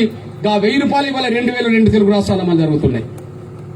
అంటే ఎంఆర్పిఎస్ అనేది సమాజం ఏ అండదండలు అయితే తీసుకున్నదో సమాజానికి తిరిగి మళ్ళా ఫలితాలు అందించే ప్రయత్నంలో ఎంఆర్పిఎస్ ఎప్పుడు కూడా వెనుకకు తగ్గలేదని కూడా మీరు మర్చిపోతాను సార్ నేను కోరుతున్నాను. జాతి పెట్టుకున్న విశ్వాసానికి ఎప్పుడు కూడా తగ్గకుండానే ముందుకు తీసుకొచ్చాం. సమాజం అందించిన మద్దతుకు వాళ్ళకు మళ్ళీ రుణం తీసుకునే ప్రయత్నంలో ఎప్పుడు ప్రాత పోషించుకుంటూనే వచ్చేసాం. బహుశా భారతదేశంలో ఎక్కడ కూడా ఇన్ని విజయాలతో ఇన్ని ఫలితాలు సాధించే చరిత్ర ఏ పార్టీకి, ఏ సంఘానికి, ఏ ప్రభుత్వానికి లేదు. ఈ దేశంలో ఎన్నో ప్రభుత్వాలున్నాయి కదా, మరి ఇక్కడనే ఎందుకు ఆరోగ్యశ్రీ పథకం అమలు జరుగుతుంది, బయట రాష్ట్రాలు ఎందుకు అమలు జరగదు? ఈ దేశంలో ఎన్నో రాష్ట్రాలు ఉన్నాయి కదా, ఇక్కడనే వికలాంగుల ముగిస్తాను నేను. ఉదాహరణకు తెల్ల రేషన్ కార్డు మీద బియ్యం పెద్దలు ఎన్టీ రామారావు గారి కాలంలో 5 కిలోలు ఉండే, ఒక్కొక్కరికి 5 కిలోలు ఉండే. కానీ ఎన్టీ రామారావు గారు పోయినాక చంద్రబాబు నాయుడు గారి కాలంలో 5 కిలోలు పోయి 4 కిలోలకు వచ్చేసింది. కిలో పెరగాల్సిన పరిస్థితి నుంచి కిలో తగ్గిపోయింది. తెల్ల రేషన్ కార్డు బియ్యం ఎవరు తింటారు? పేదలే తింటారు. పేదల బియ్యం మీద రూపాయి పెంచిండా, కిలో పెంచిండా, కిలో తగ్గించిందంటే ఎన్టీ రామారావు కాలంలో 5 కిలోలు ఉంటే చంద్రబాబు నాయుడు కాలంలో 4 కిలోలు చేయడం అనేది తగ్గించిండు. పేదలకు అందాల్సిన బియ్యం అందకుండా చేసిన అనేసి రుజువైంది. 9 ఏళ్ళు అయినా 4 కిలోలు ఇచ్చిండు. అదే సమయంలో 10 ఏళ్ళు కాంగ్రెస్ అదే 4 కిలోలు ఇచ్చేసింది. రాజశేఖర్ గారు కావచ్చు, రోషయ్య కావచ్చు, కిరణ్ కుమార్ కావచ్చు, అదే 4 కిలోలు ఇచ్చారు. అంటే ఎన్టీ రామారావు ఉన్న ముందు 5 కిలోలు ఇచ్చిండు కానీ చంద్రబాబు నాయుడు 9 ఏళ్ళు, కాంగ్రెస్ 10 ఏళ్ళు కూడా 4 కిలోలు ఇచ్చేసింది, తగ్గించి ఇచ్చేసింది. అట్లాంటి పరిస్థితిలో ఒక వరంగల్ జిల్లా కొత్తూరు అనే గ్రామంలో దళిత మహిళలు నా దగ్గరకు వచ్చి, అన్న ఈ బియ్యం కొట్ట పెంచితే మనకు కొంత మేలు జరుగుతుంది కదా, బయట కొనడం తగ్గిపోతుంది కదా అని చెప్పి అన్నప్పుడు తెల్ల రేషన్ కార్డు బియ్యం కొట్ట పెరగాలని చెప్పి ఆకలి కేకల యాత్ర చేస్తే ఆకలి కేకల యాత్ర ఫలితమే యథావిధిగా అక్కడ 2 కిలోలు పెరిగినాయి, ఇక్కడ కిలో పెరిగింది అనేసి కూడా మీరు మర్చిపోతాను సార్ నేను కోరుతున్నాం. ఇప్పుడు ఎంత ఇస్తున్నారు? తెల్ల రేషన్ కార్డు మీద బియ్యం ఎంత ఇస్తున్నారు? 5 కిలో ఇస్తున్నారు. చంద్రబాబు నాయుడు 9 ఏళ్ళు 5 కిలోలే, కాంగ్రెస్ 9 ఏళ్ళు 4 కిలోలే, కాంగ్రెస్ 10 ఏళ్ళు 4 కిలోలే. మళ్ళీ చంద్రబాబు వచ్చినాక 5 కిలోలు ఒకసారి పోతే కాస్ట్ అవుతుంది కదా. ఒక నిమిషం అయిపోయింది. 5 కిలోలు ఇప్పుడు ఇక్కడ కొనసాగుతున్నాయి, అక్కడ 6 కిలోలకు వచ్చింది. అందరూ ఒకసారి బాగుంది. మిగులు బడ్జెట్ ఉన్న రాష్ట్రంలో 6 కిలోలు వస్తున్నాయి, మిగులు బడ్జెట్ లేకపోయినా మళ్ళీ 5 కిలోలకు వచ్చేసింది. అంటే పేద వర్గాల సమస్య, తిండి సమస్య కూడా ఎంఆర్పీఎస్ చొరవ తీసుకున్నదనేసి కూడా రుజువు అవుతుంది. ఈ రెండు నేను ఎందుకు చెప్పాల్సి వచ్చిందంటే, జాతి పెట్టుకున్న విశ్వాసాన్ని తగ్గట్టుగానే ఎంఆర్పీఎస్ నడుపుకుంటూ వచ్చాం. ఏనాడు ప్రలోభాలకు తలగ్గలేదు, బెదిరింపులకు తలగ్గలేదు. 2 సమాజం అందించిన మద్దతును మనసులో పెట్టుకుని సమాజానికి కూడా ఫలితాలు అందించుకుంటూ వచ్చిన మనిషి కూడా మీరు మర్చిపోతాను సార్ కోరుతున్నాను. ఈ నేపథ్యంలో మీ అన్నగా చెప్తున్నాను. మరి ఇప్పుడు వర్గీకరణ సమస్య పరిష్కారం ఏంటిది? వర్గీకరణ సమస్య పరిష్కారం కోసం ఇప్పుడు ఏం చేస్తే బాగుంటుంది అన్నప్పుడు మీ బిడ్డగా మీ అన్నగా ఒక విషయం చెప్తున్నాను నేను. మీ బిడ్డగా మీ అన్నగా చెప్తున్నాను. 27 ఏళ్ళు ఉద్యమాన్ని నిలబెట్టుకుంటూ వచ్చాం కదా. ఉద్యమాన్ని నిలబెట్టుకుంటూ వచ్చి ఇక మిగిలిపోయింది పార్లమెంట్ లో సాధించడమే తప్ప ఇంకా వేరే మార్గం లేదు. పార్లమెంట్ లో సాధించడం కోసం యుద్ధానికి సిద్ధపడాల్సిన అయితే మనకు ఉన్నది. అందుకోసం ఏ నిర్ణయమైన భవిష్యత్తులో తీసుకుంటామని కూడా మీరు మర్చిపోదు. నాకు తెలిసి కేంద్ర ప్రభుత్వం వర్గీకరణ అంశం నుంచి తప్పించుకోవడానికి అవకాశం లేని పరిస్థితులు వచ్చేస్తున్నాయి. 2 కారణాల వల్ల మనకు విజయం తప్పదు. 2 కారణాల వల్ల మనకు విజయం తప్పదు. విజయం ఆలస్యమైన వాస్తవమే. దానికి కారణం చెప్పాను కదా, వాళ్ళకి నిజాయితీ లేకపోవడం వల్లే తప్ప ఇంకోటి కాదు కదా. రెండోది అడ్డంకులు చాలా ఉన్నాయని చెప్పాను కదా. 2 వెన్నుపోట్లు నిరంతరం జరుగుతున్న విషయం కూడా చెప్పాను కదా. ఆయన సరే వర్గీకరణ సాధిస్తాం. 2 కారణాల వల్ల వర్గీకరణ సాధిస్తాం. ఒకటి, అది ఈ సంవత్సరమా వచ్చే సంవత్సరమా అనేది. రేపు జూలై 7 మళ్ళీ విజయోత్సవ జరుపుతామా లేదా అన్న విషయం కొద్ది రోజుల్లో మనకు తేలబోతుంది. మొదటిది, ఎస్సీ వర్గీకరణ మీద 7 ఏళ్లు కలిసిన పార్లమెంట్ లో బిల్లు పెట్టలేదు కదా. కానీ అదే బీజేపీ కేంద్ర ప్రభుత్వం బీసీ వర్గీకరణ మీద ఒక కమిషన్ వేసి ఎక్కడ కూడా బీసీ వర్గీకరణ జరగాలని చెప్పి కేంద్ర ప్రభుత్వాన్ని రాష్ట్రాలను ఎవరు కలిసి ఉద్యమాలు చేసిన చరిత్ర లేదు. కానీ నరేంద్ర మోడీ గారి ఇంట్రెస్ట్ లో భాగంగా బీసీ వర్గీకరణ కమిషన్ పడ్డది. కమిషన్ రిపోర్ట్ వర్గీకరణకు అనుకూలంగా వచ్చింది. ఎవరికి ఎంత కేటాయించాలో లెక్కలు తేలబోతున్నాయి. బహుశా కమిషన్ రిపోర్టు సూత్రరీత్యా వర్గీకరణకు అనుకూలంగా వచ్చిందనేసి రుజువుతున్నప్పుడు, బీసీలో ఎవరికి ఎంత వాటి వాళ్ళో లెక్కలు మాత్రమే తేల్చడానికి రంగం సిద్ధమవుతున్నప్పుడు, ఆ BC commission report Narendra Modi గారికి రేపో మాపు అందితే నరేంద్ర మోడీ గారు వేసిన బీసీ వర్గీకరణ కమిషన్ మీద వారు ముందుకెళ్ళక తప్పదు, బిల్లు పెట్టక తప్పదు. అప్పుడు సూటిగా నరేంద్ర మోడీ గారిని ఒక ప్రశ్నించవచ్చు. మనం బీజేపీ కేంద్ర ప్రభుత్వాన్ని ప్రశ్నించవచ్చు. అయ్యా, బీసీ వర్గీకరణకు కమిషన్ వేసింది మీరు 2018లో, కానీ 2007లోనే మాకు ఎస్సీ వర్గీకరణ కమిషన్ మీ దగ్గర పెండింగ్ లో ఉన్నది. 2008 నుంచి మీ దగ్గర పెండింగ్ ఉన్నది. 2008 ఎస్సీ వర్గీకరణ ముందా, 2018 వేసిన 21లో వచ్చే వర్గీకరణ బీసీ వర్గీకరణ ముందా? ఏది ముందంటే ముందు మాదే ముందు తెలుసండి అని చెప్పి మనకు అడగడానికి అవకాశం ఉన్నది. మనం యుద్ధం చేయడానికైనా అవకాశం ఉంటుంది. అంటే ఎస్సీ వర్గీకరణ అంశాన్ని పూర్తిగా మూలగబెట్టి బీసీ వర్గీకరణ అంశం పార్లమెంట్ లో చర్చకు వస్తే మాదిగ జాతి ఉపకులాలు మౌనంగా ఉండవు. యుద్ధాన్ని మళ్ళీ మొదలు పెడతాం. అది ఢిల్లీ మీద సరే యుద్ధం చేయడానికి మనం వెనుకాడే ప్రసక్తి ఉండదని కూడా మీరు మర్చిపోదు. నైతికంగా వాళ్ళు దొరికిపోయిండు. మన మీద ప్రేమ లేదు. ప్రేమ ఉంటే 7 ఏళ్ళు ఎందుకు గడుస్తుంది? శ్రేయభిలాషులు ఉన్నారు. మన పెద్దలు వెంకయ్య నాయుడు గారు ఎక్కడున్నా మనకు పెద్ద దిక్కునే ఉన్నాడు. సోదరుడు కిషన్ రెడ్డి గారు మొదటి నుంచి మనకు వర్గీకరణ అనుకూలంగా ఉన్నాడు. వ్యక్తులుగా నేను వాళ్ళని గౌరవిస్తాను, వాళ్ళ పాత్రను గౌరవిస్తాను. కానీ పార్టీ ప్రభుత్వం తీసుకున్న నిర్ణయం ఇంతవరకు వర్గీకరణ జరగలేదు కదా. కాకపోతే మన సోదరుడు 2019లో మన మీటింగు కిషన్ రెడ్డి గారు వచ్చారు. కేంద్ర సహాయ మంత్రిగా వచ్చేశారు. కానీ వాళ్ళు ఇక్కడ మీటింగ్ పెడుతున్నాం, ఆయనకు సహాయ మంత్రి హోదా నుంచి క్యాబినెట్ హోదా వచ్చినట్టుగా ఇవాళ వచ్చేసింది. ఎంతో కేంద్రం మీద కొంత మాట్లాడడానికి, క్యాబినెట్ లో మాట్లాడడానికి సహాయ మంత్రులు క్యాబినెట్ లో మాట్లాడలేరు, క్యాబినెట్కి వెళ్లరు. క్యాబినెట్ మినిస్టర్స్ మాత్రమే క్యాబినెట్కి వెళ్తారు. కాబట్టి ఎంతో కొంత మనకు మద్దతుదారుడుగా ఉండబడే కిషన్ రెడ్డి గారికి ఈ రోజు మనం ఇక్కడ మీటింగ్ పెట్టుకున్న సమయంలోనే క్యాబినెట్ హోదా రావడం అంటే కొంత మనకు మాట్లాడడానికి ఒక నైతిక మద్దతు, మరింత శక్తి పెరిగిందనే కొంత వ్యక్తిగతంగా మనం భావించుకుందాం. నేను ఆత్మసాక్షి చెప్తున్నా, పెద్దలు వెంకయ్య నాయుడు గారు మనకు అండదండలు. ఆయన పాత్ర ఎప్పుడు ఏ రూపంగా అవసరమో నాకు తెలుసు, ఆయన కూడా తెలుసు. అది మేము డిస్కస్ చేసుకుంటున్నాం. ఇక్కడికి వచ్చే ముందు నిన్ననే కిషన్ రెడ్డి గారితో డిస్కషన్ తీసుకొచ్చాను. అది ఏ కోణంలో ఎట్లా పరిష్కరించుకోవాలనే విషయంలో ఇప్పుడు చర్చించాల్సిన అవసరం లేదు. కానీ ఆ పని జరగడానికి అవకాశం ఉంది. ఆ పని జరగడానికి అవకాశం ఉన్న ఈ సమయంలోనే ఆయన క్యాబినెట్ హోదా రావడం అనేది కొంత మనకు శక్తిని ఇచ్చినట్టు అవుతుంది. అదొక కోణం. కానీ మీ అన్నగా మీ బిడ్డగా నేను చెప్తున్నానే, ఎస్సీ వర్గీకరణ అంశం 2007లో కమిషన్ అయితే 2008లో రిపోర్ట్ వచ్చేసింది. బీసీ వర్గీకరణ కమిషన్ 2018లో కమిషన్ అయితే 2021లో రిపోర్ట్ వచ్చేసింది అనుకుందాం. మరి ఎస్సీ వర్గీకరణ కమిషన్ వేసింది ఏమైనా రాష్ట్రమా? ఆనాడు యూపీఏ గవర్నమెంట్ మన్మోహన్ సింగ్ ప్రభుత్వమే కదా. అంటే కేంద్రం వద్ద ఉన్నదే కదా పెండింగ్ లో. నరేంద్ర మోడీ గారు వేసింది కేంద్రం వద్ద రాబోతుంది కదా. మరి ఇవాళ వచ్చిందాన్ని రేపు బిల్లు పెడతారా, 10 ఏళ్ల ముందుండి పెండింగ్ లో బిల్లు పెడతారా అనేది తేల్చాల్సిన బాధ్యత వాళ్ళకి రాబోతుంది. మన వర్గీకరణ అంశం బిల్లు పెట్టకుండా వేరే అంశం మీద ముందుకెళ్తే ఢిల్లీ మీద కూడా యుద్ధం చేసే దమ్ము శక్తి మనకున్నది. దాన్ని వెనకకు తీసుకోవాల్సిన అవసరం మనకు లేదు. ఆ నిర్ణయం ఎప్పుడు తీసుకోవాలనే విషయంలో అతి త్వరలో నిర్ణయం తీసుకుంటామని కూడా మీరు మర్చిపోద్దని సార్ నేను అనుకుంటున్నాను. అదే సమయంలో ధర్మం వైపే దైవం నిలబడతాయి. కానీ ధర్మానికే పరీక్షలు ఎక్కువ ఎదురవుతుంటాయి. ధర్మం వైపే దైవం కూడా ఉంటుంది. కానీ ధర్మానికే పరీక్షలు ఎక్కువైపోతుంటాయి. మనం చూశాం, మహాభారత యుద్ధంలో కష్టాలు, బాధలు, అరణ్యవాసం, అజ్ఞాతవాసం చేసింది పాండవులే అనుకుంటే, నాకు తెలిసి 2004లో వర్గీకరణ రద్దయిన కాంచి 2021లో ఉన్నామంటే 17 సంవత్సరాలు ఆ లక్ష్య సాధన కోసం కష్టాలు పడుతున్నట్టే కదా.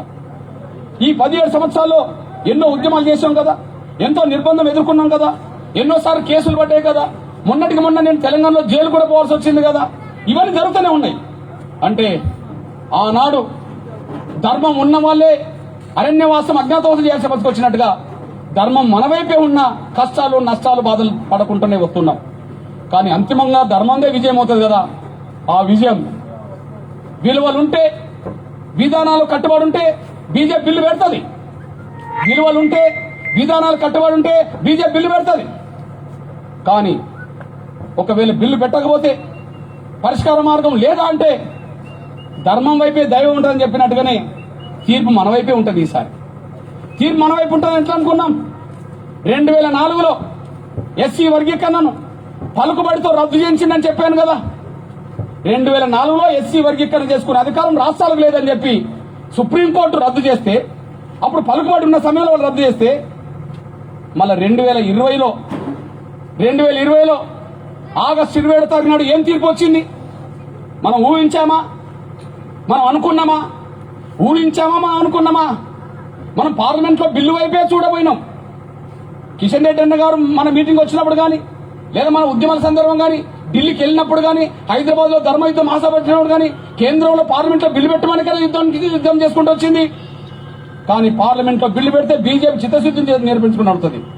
కానీ పార్లమెంట్ లో బిల్లు రాకపోతే న్యాయ ప్రక్రియ ముందుకు సాగదా అంటే ఖచ్చితంగా 2004లో ఎస్సీ వర్గీకరణ రాష్ట్రాలకు అధికారం లేదని చెప్పిన సుప్రీంకోర్టే మన పంజాబ్ లో ఎస్సీ వర్గీకరణ మీద మాట్లాడుతూ షెడ్యూల్ కులాల వర్గీకరణ చేసుకునే అధికారం రాష్ట్రాలకే ఉన్నది, ఆంధ్రప్రదేశ్ లో ఎస్సీ వర్గీకరణ చెల్లదని చెప్పి 2004లో ఇచ్చిన తీర్పు తప్పుడు తీర్పు. దాన్ని మళ్ళీ పునఃసమీక్ష చేయాలి. 5 జడ్జిలు ఇచ్చిన తీర్పును 7 లేదా 9 మంది జడ్జిలతో మళ్ళీ పునఃసమీక్ష చేసి వర్గీకరణ న్యాయం చేయాలని చెప్పి మళ్ళీ సుప్రీంకోర్టు తీర్పు ఇచ్చిన విషయం కూడా మీరు మర్చిపోద్దని సార్ నేను కోరుతున్నాను. ఆ తీర్పే ఇది కదా. ఎస్సీ వర్గీకరణ చేసుకునే అధికారం రాష్ట్రాలకే ఉన్నది. ఆంధ్రప్రదేశ్ ఎస్సీ వర్గీకరణ ఆనాడు సుప్రీంకోర్టు రద్దు చేయడం అనేది తప్పు. ఏ విధంగా రద్దు చేసినా ఆ రద్దు చేయడానికి ఏ కారణాలైతే చూపెట్టారో అది న్యాయం కాదు, అది చట్టబద్ధత కాదు, అది రాజ్యాంగబద్ధత కాదని చెప్పి స్పష్టం చేసి మేము ఈ మాట చెప్తున్నది 5గురమే. ఆనాడు రద్దు చేసింది 5గురే కనుక 7 లేదా 9 మంది జడ్జీలతో వర్గీకరణ అంశం మీద మళ్ళీ తుది విచారణ చేయండి, ముఖ్యంగా ఆంధ్రప్రదేశ్ వర్గీకరణ తుది విచారణ చేయండి అని చెప్పి సుప్రీంకోర్టు జడ్జిమెంట్ ఇచ్చేసింది. ఈ జడ్జిమెంట్ కాపీ మన దగ్గర ఉన్నది. ఈ జడ్జిమెంట్ వచ్చింది ఎప్పుడు? ఆగస్టు 27. ఇప్పుడు జూలై 7లో ఉన్నాం. అంటే ఇప్పుడు ఇవి 20 రోజులు అవి నెల రోజులు అనుకుందాం, ఇవి 20 రోజులు అవి నెల రోజులు అనుకుందాం. అంటే తీర్పు వచ్చి ఆగస్టు 27 సంవత్సరం కదా. మరి సుప్రీంకోర్టు ఇచ్చిన జడ్జిమెంట్ మీద కేంద్ర న్యాయశాఖ ఏం చేయాలి? కేంద్ర ప్రభుత్వానికి బిల్లు మీద చిత్తశుద్ధి ఉంటే బిల్లు పెట్టాలి. పోనీ బిల్లు పెట్టలేకపోతే వాళ్ళు ఏం చేయాలి? సుప్రీంకోర్టు ఇచ్చిన జడ్జిమెంట్ ప్రకారము 7 లేదా 9 మంది జడ్జిలను వెంటనే నియమించి న్యాయశాఖ ముందుకు తీసుకెళ్లి వెంటనే నియమిస్తే వాళ్ళు విచారణ చేస్తే వర్గీకరణ ప్రక్రియ సంపూర్ణంగా పూర్తి అవుతుంది. అందువల్ల పార్లమెంట్ లో బిల్లు పెడితే బీజేపీ నిరూపించుకున్నట్టు అవుతుంది. లేదా బిల్లు పెట్టకపోయినా న్యాయశాఖ సుప్రీంకోర్టు ఏదైతున్నదో ఆ సుప్రీంకోర్టు 7 జడ్జీలతో రేపు విచారణ మొదలైన న్యాయం మన పక్షానే రాబోతుంది. ఈ విషయంలో అంతిమంగా పార్లమెంట్ లో బిల్లు అయినా సుప్రీంకోర్టు తీర్పు అయినా ఖచ్చితంగా వర్గీకరణ సాధించి 100 ఏళ్ల చరిత్రకు, రాబోయే 200 ఏళ్ల చరిత్రకు మాదిగ జాతికి భవిష్యత్తు ఇస్తామనేసి కూడా మీరు మర్చిపోదని సాయం కోరుతున్నాను. వదిలిపెట్టే ప్రసక్తి లేదని కూడా మీరు మర్చిపోదని సాయం కోరుతున్నాం. ఇంత దూరం వచ్చినాక ఈ స్థాయికి వచ్చిన తర్వాత ఉద్యమాన్ని వదిలిపెట్టి, లక్ష్యాన్ని వదిలిపెట్టి వ్యక్తిగత అవసరాల కోసమో బెదిరింపులకు భయపడే వెనుకకు తగ్గాల్సిన అవసరం మనకెందుకు? ఇది జాతి భవిష్యత్తు కోసం జరుగుతున్న సంగ్రామం, పేద ఉపకులాల కోసం జరుగుతున్న సంగ్రామం. అంతిమంగా వర్గీకరణ సాధించడం ద్వారానే, లక్ష్యాన్ని నెరవేర్చుకోవడం ద్వారానే జాతికి భవిష్యత్తు ఇస్తామనే నమ్మకం ఉంది కాబట్టి ఈ ప్రయాణం నడుపుతున్నామని కూడా మీరు మర్చిపోదని సాయం కోరుతున్నాను. ఈ నేపథ్యంలో మీ విజ్ఞప్తి చేస్తున్నాను. 2 మార్గాల గుండా వర్గీకరణ జరుగుతాయి. నంబర్ 1, పార్లమెంట్ లో చిత్తశుద్ధి ఉంటే బిల్లు పెట్టడం. ఎస్సీ వర్గీకరణ బిల్లు పెట్టకుండా బీజేపీ బీసీ వర్గీకరణ బిల్లు పెడితే దేశంలో యుద్ధమే జరుగుతుంది అంతే. దేశంలో ఢిల్లీ మీద యుద్ధమే జరుగుతుంది అంతే. రెండోది, సుప్రీంకోర్టు జడ్జిమెంట్ ప్రకారం 7 లేదా 9 మంది జడ్జిలతో విచారణ మొదలుపెట్టే అవకాశం రాబోతుంది. ఈ రెండింటి కోసం నేను 4 రోజులు ఢిల్లీలో ఉంటా. పార్లమెంట్ లో బిల్లు పెడతారా, సుప్రీంకోర్టు ద్వారా విచారణ మొదలు పెట్టిస్తారా? అంతే కదా, వాళ్ళు రెండే చేయాలి కదా. వాళ్ళ చేతున్నది పార్లమెంట్ లో బిల్లు లేదా సుప్రీంకోర్టు మీద వదిలిపెట్టేసి, వాళ్ళ చేతున్నది ఇచ్చిన మాట నిలబెట్టుకోవడానికి బిల్లు, సంపూర్ణ మెజార్టీ ఉన్నది, ఇచ్చిన మాట ఉన్నది. ఇచ్చిన మాట నిలబెట్టుకోవడానికి సంపూర్ణ మెజార్టీ ఉన్నది కదా. ఎన్నో పార్లమెంట్ లో బిల్లులు తెచ్చుకుంటున్నారు కదా. ఈ బిల్లు పెడితే వాళ్ళకి మీరు నిజాయితీ ఉన్నట్టే. ఒకవేళ బిల్లు పెట్టకపోతే సుప్రీంకోర్టు ద్వారా 7, 9 మంది జడ్జిలతో విచారణ మొదలుపెట్టడానికి న్యాయశాఖ ముందుకు వచ్చిన వర్గీకరణ అంశం అంతిమంగా పరిష్కారం అవుతుంది. అందువల్ల వర్గీకరణను మనం వదులుకొని ఇంటికాడ కూర్చోవాల్సిన అవసరం మనకు లేదని కూడా మీరు మర్చిపోదని విజ్ఞప్తి చేస్తూ, దీనికోసమే పార్లమెంట్ లో బిల్లు పెడతారా, సుప్రీంకోర్టు తీర్పు ప్రకారంగా ముందుకు తీసుకెళ్తారా, ఏదో ముందు తేల్చుకోండి అని చెప్పి సాధ్యమైనంత త్వరలోనే ఢిల్లీ మీద కేంద్రీకరించి పనిచేయడానికి అవకాశం ఉన్నది. దాని ఫలితం పత్రికల్లో గాని, మీడియా ద్వారా గాని ఢిల్లీలో ఏం జరుగుతుందనే విషయం ఎప్పటికప్పటికి మీకు సమాచారం ఉంటుందని కూడా మీరు మర్చిపోదని సాయం కోరుతున్నాను. ఇకపోతే మీ బిడ్డగా ఒక విషయం గుర్తు చేస్తున్నాను. నేను మాదిగ ఉద్యమం చల్లబడలేదు, మాదిగ ఉద్యమం నీరు గారలేదు, మాదిగ ఉద్యమం చల్లబడలేదు, మాదిగ ఉద్యమం నీరు గారలేదు. ఎందుకు ఈ విషయం నేను చెప్తున్నంటే, మాదిగలు సముద్రం లాంటి వాళ్ళు, మాదిగల హృదయం సముద్రం లాంటిది, మాదిగల హృదయం సముద్రం లాంటిది. మీ దృష్టికి తీసుకొస్తున్నా నేను. సముద్రం చాలా కాలం పాటు ప్రశాంతంగానే కనిపిస్తుంది, సముద్రం చాలా కాలం పాటు చూస్తే ప్రశాంతంగానే కనిపిస్తుంది. అంటే ప్రశాంతంగా ఉండే సమయంలో ప్రశాంతంగా ఉంటుంది, కానీ ఆ సముద్రంలోనే అలలు వస్తుంటాయి, ఆ సముద్రంలోనే సందర్భం బట్టి తుఫాన్లు ఎగుతుంటాయి, ఆ సముద్రంలోనే పెను తుఫాన్లు వస్తుంటాయి, ఆ సముద్రంలోనే సునామీలు పుట్టించే శక్తి కూడా సముద్రానికి ఉన్నదని కూడా మీరు మర్చిపోతాను సాయం కోరుతున్నాను. సముద్రం సహనంతో ఉన్నదంటే అది ఎల్లకాలం శాంతియుతంగా ఉంటుందని కాదు. ఆ సముద్రం గర్భంలో అది తుఫాన్లను, అదే సమయంలో సునమ్మని సృష్టించే శక్తి కూడా ఉంటది. అట్లనే మాదిగ హృదయంలో కూడా ప్రశాంతంగా ఉండే రోజులు ఉంటాయి సమయాన్ని బట్టి. కానీ మాదిగ హృదయం ఒకసారి రగిలిపోతే పెను తుఫాన్లను సునామీలను సృష్టించే దమ్ము కూడా మనకు ఉంటదనేసి కూడా మీరు మర్చిపోదు. ఇప్పటికీ చాలా సార్లు అది రుజువు చేశాం, భవిష్యత్తులో కూడా రుజువు చేస్తామే తప్ప వెనుకకు తగ్గే ప్రసక్తి మాత్రం ఉండదు. కాబట్టి ఇవాళ చల్లగా మనం ఆలోచిస్తున్నామంటే, కొంతకాలం ఉద్యమాన్ని వేడెక్క కూడా చూస్తున్నామంటే వెనక నెట్టేసినట్టు కాదు. అది రాబోయే రోజుల్లో ఒక తుఫాన్లకు సునామీలకు అది మార్గం చూపెట్టే శక్తినిస్తుందనే తప్ప వేరే కారణం కాదనేసి కూడా మర్చిపోద్దని ఆయన కోరుకుంటూ, రేపు భవిష్యత్తులో ఏ నిర్ణయం తీసుకున్నా కూడా, వర్గీకరణ సాధన కోసం ఏ నిర్ణయం తీసుకున్నా ఆ నిర్ణయానికి మీరు కట్టుబడి ఉండి, అది ఢిల్లీ అంటామా, లేదా అమరావతి అంటామా, లేదా విశాఖ అంటామా, హైదరాబాద్ అంటామా, ఏదన్నా కూడా ఏ నిర్ణయం తీసుకున్నా దానికి కట్టుబడి ఉండే జాతి ఆ ఉద్యమ ప్రస్థానంలో పాల్గొనాలని చెప్పి నేను సవినంగా విజ్ఞప్తి చేస్తూ, రెండో పరిష్కార మార్గంగా అంతిమంగా మాదిగలు పీడిత కులాలు ఏ నాటికైనా ఒక రాజకీయ శక్తికి ఎదగాలి. మాదిగలు పీడిత కులాలు ఏ నాటికైనా ఒక రాజకీయ శక్తికి ఎదగాలి. ఈ రాష్ట్రంలో సామాజిక ఆంధ్ర నినాదంతో, తెలంగాణలో సామాజిక తెలంగాణ నినాదంతో రాజకీయ శక్తి ఎదుగుతూనే మాదిగలకు పీడిత కులాలకు అంతిమంగా విముక్తి ఉంటది. ఎస్సీ వర్గీకరణ ద్వారా అభివృద్ధి ఉంటది, రాజ్యాధికారం ద్వారా విముక్తి ఉంటది. వర్గీకరణ సాధించుకునే ప్రక్రియలో ముందుకు సాగుదాం. అంతిమంగా రాజ్యాధికార సాధన కోసం కూడా బాటలేద్దాం. ఈ రెండే మనల్ని మనం కాపాడతాయి అనే విషయం కూడా మర్చిపోతానని నేను సవినంగా కోరుకుంటూ, ఈ విషయంలో ఎవరు ఏంటనే విషయం తేలబోతుంది. పార్లమెంట్లో బిల్లు పెడితే వైసీపీ పాత్ర ఏందో తేలుతుంది, పార్లమెంట్లో బిల్లు పెడితే అది టీఆర్ఎస్ పార్టీ ఏందో తేలుతుంది, పార్లమెంట్లో బిల్లు పెట్టే విషయంలో బీజేపీ పాత్ర ఏందో తేలుతుంది. ఎల్లకాలం మౌనంగా ఎవరు ఉండలేరని, ఎవరి పాత్ర ఏందో కాలాన్ని బట్టి నిర్ణయం తీసుకోవాల్సి వస్తుందనే విషయాన్ని నేను సోదరులు ఇక్కడ జగన్మోహన్ గారికి కూడా గుర్తు చేస్తున్నాను. నేను ఒక విషయంలో నేను రాజశేఖర్ గారిని గౌరవిస్తా, రెండు విషయాల్లో రాజశేఖర్ గారిని గౌరవిస్తా. దానికి కారణం ఏంటంటే ఆయనతో నేను రెండు అనుభవాలు చెప్తున్నాను. నేను ఆయన అడుగుదాడల్లో జగన్మోహన్ గారు నడతాడా లేదనే విషయం, తండ్రికి దగ్గర నిజమైన తన్నుడా కాదనే విషయం భవిష్యత్తులో తేలుతుంది మన విషయంలో. కానీ రెండు విషయాలు మాత్రం స్వర్గీయ రాజశేఖర్ గారు అంటే నాకు అభిమానం, గౌరవం. మనం ఉండదున్నట్టుగా మాట్లాడుకోవాలి. ఎలా గౌరవం? నంబర్ 1 చెప్పాను కదా, ముందు అపార్థం చేసుకుంటే నన్ను బెదిరించాడు. గుండె జబ్బుతో బాధపడుతున్న పిల్లల ఉద్యమంలో ముందు అపార్థం చేసుకుంటే నన్ను అదిరించిండు.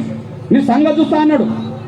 కానీ తర్వాత ఉద్యమానికి బలంగా నిలబడి మనం ఉద్యమం నడిపిన తర్వాత రాజశేఖర్ గారు దిగొచ్చి ఆరోగ్యశ్రీ పథకం పెట్టేసిండు. దానికి ఎంఆర్పీసీ కారణం అని చెప్పి నిండు శాసనసభలో మాట్లాడిండు. ఇది నా సొంత ఆలోచన కాదు, నా సొంత అభిప్రాయం కాదు, మా మేనిఫెస్టో లేదు. ఆయన ప్రపంచంలో ఎక్కలేని ఒక గొప్ప పథకం నేను పెట్టిందంటే నాకు ఈ పెట్టడానికి అవకాశం ఇచ్చింది, ఆలోచన ఇచ్చింది, శక్తినిచ్చింది, స్ఫూర్తినిచ్చింది ఒక ఎంఆర్పీఎస్ అని చెప్పి స్పష్టంగా నిండు శాసనసభలో చెప్పాడు. అది శాసనసభలో చెప్పాడు. ఒక రోజు నేను కిషన్ రెడ్డి గారు ఎంబడి పోయినప్పుడు, గుండె జబ్బుల ఉద్యమంలో కిషన్ రెడ్డి గారు పాత్ర పోషించాడు కాబట్టి ఆయన కూడా మనతో వచ్చినప్పుడు కిషన్ రెడ్డి గారు ముందే స్వయానా 2 చేతులు పట్టుకొని, కృష్ణ ఆ రోజు నాకు అపార్థం చేసుకుని నేను బెదిరించాను, కానీ నీ వల్లనే ఈ ఆరోగ్యశ్రీ పథకం పెట్టాల్సి వచ్చింది. ఆనాడు బెదిరించినప్పుడు నువ్వు ఎంత బాధపడ్డావో దాన్ని దృష్టి పెట్టుకుని మా కిషన్ రెడ్డి గారి ముందే నీకు క్షమాపణ చెప్తున్నా, ఆ రోజు నేను బెదిరించడం అనేది 100% తప్పు కృష్ణ అని చెప్పి కిషన్ రెడ్డి గారి ముందే క్షమాపణ చెప్పాడు. అంత పెద్ద మనిషి క్షమాపణ చెప్పాల్సిన అవసరం లేదు. ఆయన తీసుకొచ్చిన ఆరోగ్యశ్రీ పథకం ఎంఆర్పీఎస్ వల్లనే వచ్చిందని చెప్పి అసెంబ్లీలో చెప్పాల్సిన అవసరం లేదు. అంటే అపార్థం చేసుకున్నప్పుడు గొడవ పడితే పడవచ్చు, కానీ అర్థం చేసుకున్నప్పుడు ఆయనే దిగొచ్చాడని, ఆయనే క్షమాపణ చెప్పాల్సి వచ్చిందని, చివరికి ఆయనే అసెంబ్లీలో ఒప్పుకోవాల్సి వచ్చిందని చెప్పి ఆయన మీద అంటే అభిమానం. ఎవరు చెప్పారు అది? రెండోది ఏంటంటే ఇంకొక విషయంలో అభిమానం. నిజంగా చెప్పాలంటే రాజశేఖర్ గారే గనక ఉమ్మడి ఆంధ్రప్రదేశ్ లో చివరి వరకు ఆయన చనిపోకుండా ముఖ్యమంత్రిగా ఉంటే కొద్ది వర్గీకరణ ప్రక్రియ మరింత ముందడుగేసేదని నేను భావిస్తున్నాను. ఎట్లా ముందడుగేసేదో నేను వ్యక్తిగతంగా చెప్తున్నా. ఆయన లేడు కాబట్టి, స్వర్గీయ రాజశేఖర్ గారు లేడు, కానీ ఆయనతో మనం పొందిన సహకారం గురించి మనం మాట్లాడాల్సి వస్తుంది. వాస్తవానికి అసెంబ్లీ తీర్మానం చేసింది రాజశేఖర్ గారే. 2004లో వర్గీకరణ అయిన తర్వాత మన విజయవాడలో విశ్వరూప మహాసభ పెడితే విశ్వరూప మహాసభకు వచ్చింది కూడా రాజశేఖర్ గారు ముఖ్యమంత్రి హోదాలో. తర్వాత నేను అమర దీక్ష చేస్తే అమర దీక్షకు మద్దతుగా ఆయన అఖిల పక్షాన్ని మన దగ్గరికి పంపిండు. అదే సమయంలో కేంద్రం దగ్గరకు వచ్చి మన్మోహన్ సింగ్ గారిని ఒప్పించిండు. కేబినెట్ ద్వారా వర్గీకరణ అంశం మీద ఉషామేర కమిషన్ వేయించిండు. ఉషామేర కమిషన్ వేసిన తర్వాత కమిషన్ రిపోర్ట్ మనకు అనుకూలంగా వచ్చినాక పదే ప్రధానమంత్రి సోనియా గాంధీని కలిసి వర్గీకరణ కావాలని కోరుకున్నాడు. కానీ ఆయన ఎంత కోరుకున్నా అడ్డం పడే వాళ్ళ శక్తి బలంగా అక్కడ తయారు కావడం వల్ల ఆయన మాట సాగలేదు. కానీ ఆయన మాట సాగలేదని చెప్పి మనం అర్థం చేసుకోకపోయినా వర్గీకరణ చివరి దశలోకి వచ్చి ఆపిండు కదా అని చెప్పి కోపంతో మన కార్యకర్తలపై గాంధీ భవన్ తగలబెట్టేశారు. మీ అందరు తెలిసిన విషయమే. మన గాంధీ భవన్ తగలబెట్టింది 2009 ఎన్నికలకు ముందనేసి కూడా మీరు మర్చిపోదు. సరిగ్గా ఎన్నికలకు ముందే సోనియా గాంధీ హైదరాబాద్ వచ్చేసింది. ఫిబ్రవరి 26వ తారీఖు నాడు పార్లమెంట్ రద్దు అయిపోయింది. ఫిబ్రవరి 28కే వర్గీకరణ సోనియా గాంధీ గారు హైదరాబాద్ మీటింగ్ వచ్చేశారు. ఫిబ్రవరి 24వ తారీఖు నాడు రాజశేఖర్ గారు నెల్లూరులో ఎస్సీ వర్గీకరణ రేపు లేదు ఎల్లుండి జరగబోతుందని చెప్పి చివరి పార్లమెంట్ సమావేశంలో జరగబోతుందని చెప్పి మాట్లాడాడు. ఈయన వర్గీకరణకు అనుగుణంగా మాట్లాడాడు. ఆ వర్గీకరణ అడ్డం పడ్డది. ఆ వర్గీకరణ ఆగిపోయింది. పార్లమెంట్ రద్దయింది. ఇక పార్లమెంట్ సమావేశాలు ఉండవు. ఎన్నికలు వచ్చినాయి. సోనియా గాంధీ మీటింగ్ వచ్చింది. సోనియా గాంధీ గారు రాజశేఖర్ పక్కనే ఉన్నాడు. రాజశేఖర్ పక్కనే ముఖ్యమంత్రి హోదాలో ఉన్నాడు. సోనియా గాంధీ అక్కడ మీటింగ్ జరుగుతున్న సమయంలోనే, ఆమె మాట్లాడడానికి లేచిన సమయంలోనే మొత్తం హాల్ సభంతా మొత్తం గొల్లుమన్నది. కుర్చీలు బల్లలు మొత్తం ఎదురు తిరిగినాయి. మంటలు లేచినాయి. గాంధీ భవన్ తగలబడ్డది. 10 నిమిషాల్లోనే రాజశేఖర్ గారు సోనియా గాంధీతో మీటింగ్ ఆపించి ఆమెను ప్రత్యేక హెలికాప్టర్ ద్వారా ప్రత్యేక విమానం ద్వారా పంపించాడు. వర్గీకరణ జరగకపోతే సోనియా గాంధీ నవ్వుతూ వస్తుంది కానీ భయంతో పారిపోతుందని చెప్పి ఆనాడు ముందే ప్రకటన చేశాం. అది జరిగింది. మా వర్గీకరణ జరగకుండా మోసం చేసి సోనియా గాంధీ గారు కనుక తెలుగు నేల మీద అడుగు పెడితే ఆమె నవ్వుతూ హైదరాబాద్ లో దిగవచ్చు, కానీ భయంతో ఆమెను తిప్పి పంపుతామని చెప్పి ముందు ప్రకటన చేశాం. దానికి అనుగుణంగా గాంధీ భవన్ తగలబడ్డది. దానికి అనుగుణంగా ఆ సభలో గొడవలు జరిగినాయి. 10 నిమిషాల్లోనే ఆమె వెళ్ళిపోయింది. ఒక ముఖ్యమంత్రిగా ఆయన కోపం ఉండాలి కదా. మన పిల్లలు చనిపోయిండు గాంధీ భవన్లో. మన పిల్లలతో పాటు అక్కడ ఉండబడే సెక్యూరిటీ గార్డులు చనిపోయిండ్రు. గాంధీ భవన్ ఘటన జరిగింది. ఎన్నికల ముందు జరిగింది. కోపం ఉండాలి. కానీ కోపం దిగమింగుకున్న రాజశేఖర్ గారు ఒక పని చేశాడు. ఎన్నికల్లో మళ్ళా గెలిచి అధికారానికి వచ్చిన తర్వాత అప్పటికి రాజశేఖర్ గారికి మనకు మధ్యలో మాటలు లేవు, కలవడానికి అవకాశం లేవు. కానీ మనం కలవక ముందే సోనియా గాంధీ దగ్గరికి వెళ్ళి రాజశేఖర్ గారు రెండోసారి ముఖ్యమంత్రిగా ప్రమాణ స్వీకారం చేసిన తర్వాత సోనియా గాంధీ గారికి ప్రధానమంత్రికి థ్యాంక్స్ చెప్పడానికి వెళ్ళినప్పుడు సోనియా గాంధీ గారి దగ్గర అడిగింది ఏంటంటే, అమ్మా నేను మొదటి 5 ఏళ్ల కాలంలో 2 పనులు పూర్తి చేయలేకపోయాను. ఒకటి పోలవరం కంప్లీట్ చేయలేకపోయాను. 2 ఎస్సీ వర్గీకరణ సంపూర్ణంగా చేయలేకపోయాను. ఈ 2 మీరు పరిష్కరించాల్సిందే కదా. దయచేసి పోలవరం సమస్య, ఎస్సీ వర్గీకరణ సమస్య త్వరగా పరిష్కరించాలని చెప్పి ఆయన కోరి వచ్చిండు. అది ఓపెన్ గా స్టేట్మెంట్ ఇచ్చిండు. ఆమెను కలిసి వచ్చి వాళ్ళ పేపర్లో వచ్చేసింది. మనం కలవలే. నా మీద కోపం ఉండాలి. ఆయన కళ్ళ ముందే గాంధీ భవన్ తగలబడ్డది. ఆయన కళ్ళ ముందే సోనియా గాంధీ మీటింగ్ రద్దు అయిపోయింది. సోనియా గాంధీ లాంటి వ్యక్తి వెళ్ళిపోవాల్సి వచ్చింది. ఒక ముఖ్యమంత్రి హోదాలన్న వ్యక్తి ఎంతైనా మనం ఇది పిలుచుకోవచ్చు, ఎంతైనా నిర్బంధం పెట్టవచ్చు, ఎంతైనా జైలు పెట్టవచ్చు, ఏదైనా చేయవచ్చు. కానీ ఏం పెట్టుకోలేదు. కానీ మనం కలవక ముందే తీసుకెళ్లి ఎస్సీ వర్గీకరణ త్వరగా పూర్తి చేయమని చెప్పి ఆయన కోరొచ్చిండు. దురదృష్టవశాత్తు ఆయన మరణించిండు. ఇప్పుడు చెప్పండి, ఆయన గనక ఇంకొక ఆ సమయం మొత్తం పూర్తి చేస్తే ఈ లోపు కంప్లీట్ చేసుకోవడానికి కొంత అవకాశం ఉన్నదని నేను వ్యక్తిగతంగా అందుకోసం నేను అభిమానిస్తాను. మనం పోయి అడిగితే చేయని వాళ్ళు ఉన్నారు. మన సహకారం తీసుకొని మోసం చేసిన వాళ్ళు ఉన్నారు. కానీ గాంధీ భవన్ తగలబెట్టాక, సోనియా గాంధీ మీటింగ్ రద్దు చేసినాక రాజశేఖర్ గారు పోయి సోనియా గాంధీని కలిసి త్వరగా నాకు వర్గీకరణ పరిష్కరించమనే మాట మాట్లాడినంటే కొంత విలువలు వ్యక్తిత్వం ఉన్నాడు కాబట్టినే, కొంత విధానాల మీద అభిప్రాయం ఉన్నాడు కాబట్టినే, మానవత్వంతో ఆలోచించాడు కాబట్టినే మనం కలగపోయినా అడిగిండు కదా. ఆ మనిషే కనుక బతుకుంటే ఆయన కంప్లీట్ గా 5 ఏళ్ళు పూర్తి చేస్తే ఈ వర్గీకరణ అయిపోయేదాని కదా నాకు ఒక నమ్మకం ఉండే. లేదు, నేను అంటున్నా, ఆయన అడుగుదారుల్లో జగన్మోహన్ రెడ్డి గారు నడవదలుచుకుంటే, ఆయన అడుగుదారుల్లో జగన్మోహన్ రెడ్డి గారు నడిస్తే ఎవరికి అభ్యంతరం లేదు. సోదరులు జగన్మోహన్ రెడ్డి గారు కూడా నా వంతు సహకారం అందించిన రోజులు ఉన్నాయి. ఆయనకు తెలుసు, ఒకటి తెలంగాణలో ఓదార్పు యాత్ర చేయడానికి వచ్చినప్పుడు ఆయన అందరూ అడ్డుకుంటామని ప్రకటన చేస్తే నేను ఒక్కరిని మాత్రమే స్వాగతించాను. అది సాక్షి పత్రికలో మొదటి పేజీ వేసుకున్నారు. 2, ఆయనను వరంగల్కి వెళ్లకుండా ట్రైన్లోనూ అడ్డుకొని వెనుకకు తిప్పి పంపితే ఆ రోజు వాళ్ళు విజయం సాధించమని చెప్పి పండుగలు చేసుకుంటుంటే కేసీఆర్ ను, కేటీఆర్ ను, హరీష్ రావును ఉద్దేశించి జగన్మోహన్ రెడ్డిని అడ్డుకోవడం అనేది మూర్ఖులు చేసే పని అని చెప్పి నేను ఉద్దేశించి నేను కామెంట్ చేశాను. అది సాక్షి పత్రికలో మొదటి పేజీ వేసుకున్నారు. ఒక సందర్భంలో నేను కలిసినప్పుడు జగన్మోహన్ రెడ్డి గారు నాకు చెప్పాడు, అన్న తెలంగాణ గడ్డ మొత్తం నన్ను వ్యతిరేకిస్తున్న రోజుల్లో, నన్ను ఒక అడుగు కూడా పెట్టనీయకుండా అడ్డుపడుతున్న రోజుల్లో నువ్వు ఒక్కడి మాత్రమే సాహసించి నువ్వు నాకు అండగా నిలబడ్డావు, నాకు మద్దతుగా ప్రకటన చేశావన్నా, థ్యాంక్స్ అని చెప్పిన రోజులు ఉన్నాయని. మనం నిలబడ్డాం. విజయవాడ నడి గడ్డ మీద కృష్ణానది ఒడ్డున రైతుల కోసం లక్ష దీక్ష పెడితే నేను వచ్చి మద్దతు ఇచ్చా. గుంటూరులో ప్రత్యేక హోదా కోసం ఆమరణ దీక్ష చేస్తే నేను వచ్చి మద్దతు ఇచ్చా. మరి ఇప్పుడు టీడీపీ, బీజేపీ అలయన్స్ లో ఉన్నది. ఆయన ప్రత్యేక హోదా కోసం న్యాయమైన ఉద్యమం నడుతున్నప్పుడు మన మద్దతు ఇవ్వాలి అని చెప్పి నేను ఆయనకు వచ్చి మద్దతు ఇచ్చిపోయినా. సాక్షి మొదటి పేజీలు వేసుకున్నారు, విజయవాడ మీటింగ్ మొదటి పేజీలు వేసుకున్నారు, నేను వచ్చిపోయింది. గుంటూరు నేను వచ్చిపోయింది మొదటి పేజీలు వేసుకున్నారు. ప్రత్యేక హోదా కోసం రాష్ట్ర వ్యాప్తంగా బంధుకాలు వైసీపీ ఇస్తే నేను ఒంగోలు పట్టణానికి వచ్చి ఒంగోలు పట్టణంలో నేను బ్రహ్మయ్య మా ఇద్దరి నాయకత్వంలో వేల మందితోటి కార్యకర్తలను ప్రదర్శన చేసుకుంటుంటే బస్టాండ్ సెంటర్ నుంచి కలెక్టర్ కార్యం వరకు మనం నడుచుకుంటూ ప్రదర్శన చేసుకుంటుంటే వాసు గారును వైవి సుబ్బారెడ్డి గారు టూ వీలర్స్ మీద మాకు ఎదురవుతే మార్కెట్ సెంటర్ లో కలుసుకొని ఒకరినొకరు అలాబాలు తీసుకున్నాం.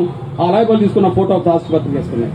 ఇప్పుడు మీరు చెప్పండి, ఆయనకు తెలంగాణ వద్దంటే నేను స్వాగతించినోని, ఆయన అడ్డుకున్న వాళ్ళను కేసీఆర్ మూర్ఖుడని ప్రకటన చేసినోని, విజయవాడ గడ్డ మీద నేను వచ్చి నీకు లక్ష దీక్షకు మద్దతు ఇచ్చినోని, గుంటూరు గడ్డ మీద ప్రత్యేక హోదా కోసం నువ్వు దీక్ష అయితే నేను మద్దతు ఇచ్చిపోయినోని, ప్రత్యేక హోదా కోసం మీ పార్టీ బంధుకాలు ఇస్తే ఎంఆర్పీఎస్ వచ్చి నేను వచ్చి బంధుకాలు విజయవంతం చేసిపోయినోని. మాకు నిజాయితీ ఉన్నది, నిబద్ధత ఉన్నది. కానీ తండ్రి ఆశయాలకు అనుగుణంగా జగన్మోహన్ రెడ్డి గారు నడవాలనుకుంటే వర్గీకరణ విషయంలో ముందుకు సాగుతాడు. వర్గీకరణ విషయంలో ముందుకు సాగాలని మనం కోరుకుంటున్నాం. నేను మళ్ళీ చెప్తున్నా, ఎంతో మంది రాజకీయ నాయకులు చూశారు. నేను నమ్ముకున్నది వెంకయ్యనాయుడు గారిని, నా సోదరుడు కిషన్ రెడ్డి గారు ఒక సోదరుడిగా. కానీ నేను అభిమానించేది ఆయన ఉంటే వర్గీకరణ జరిగేదని చెప్పి నమ్మేది మాత్రం రాజశేఖర్ గారి విషయంలో తప్ప ఇంకెవరి విషయంలో నేను నమ్మలేదు. నేను కళ్ళ ముందు చరిత్ర కాబట్టి నేను చెప్పే చరిత్ర ఒక అక్షరం ఎవరు తీసేయలేదు. ఒక అక్షరం నీకు తప్పని చెప్పలేదు, ఎందుకంటే ఉన్నది వాస్తవం కాబట్టి.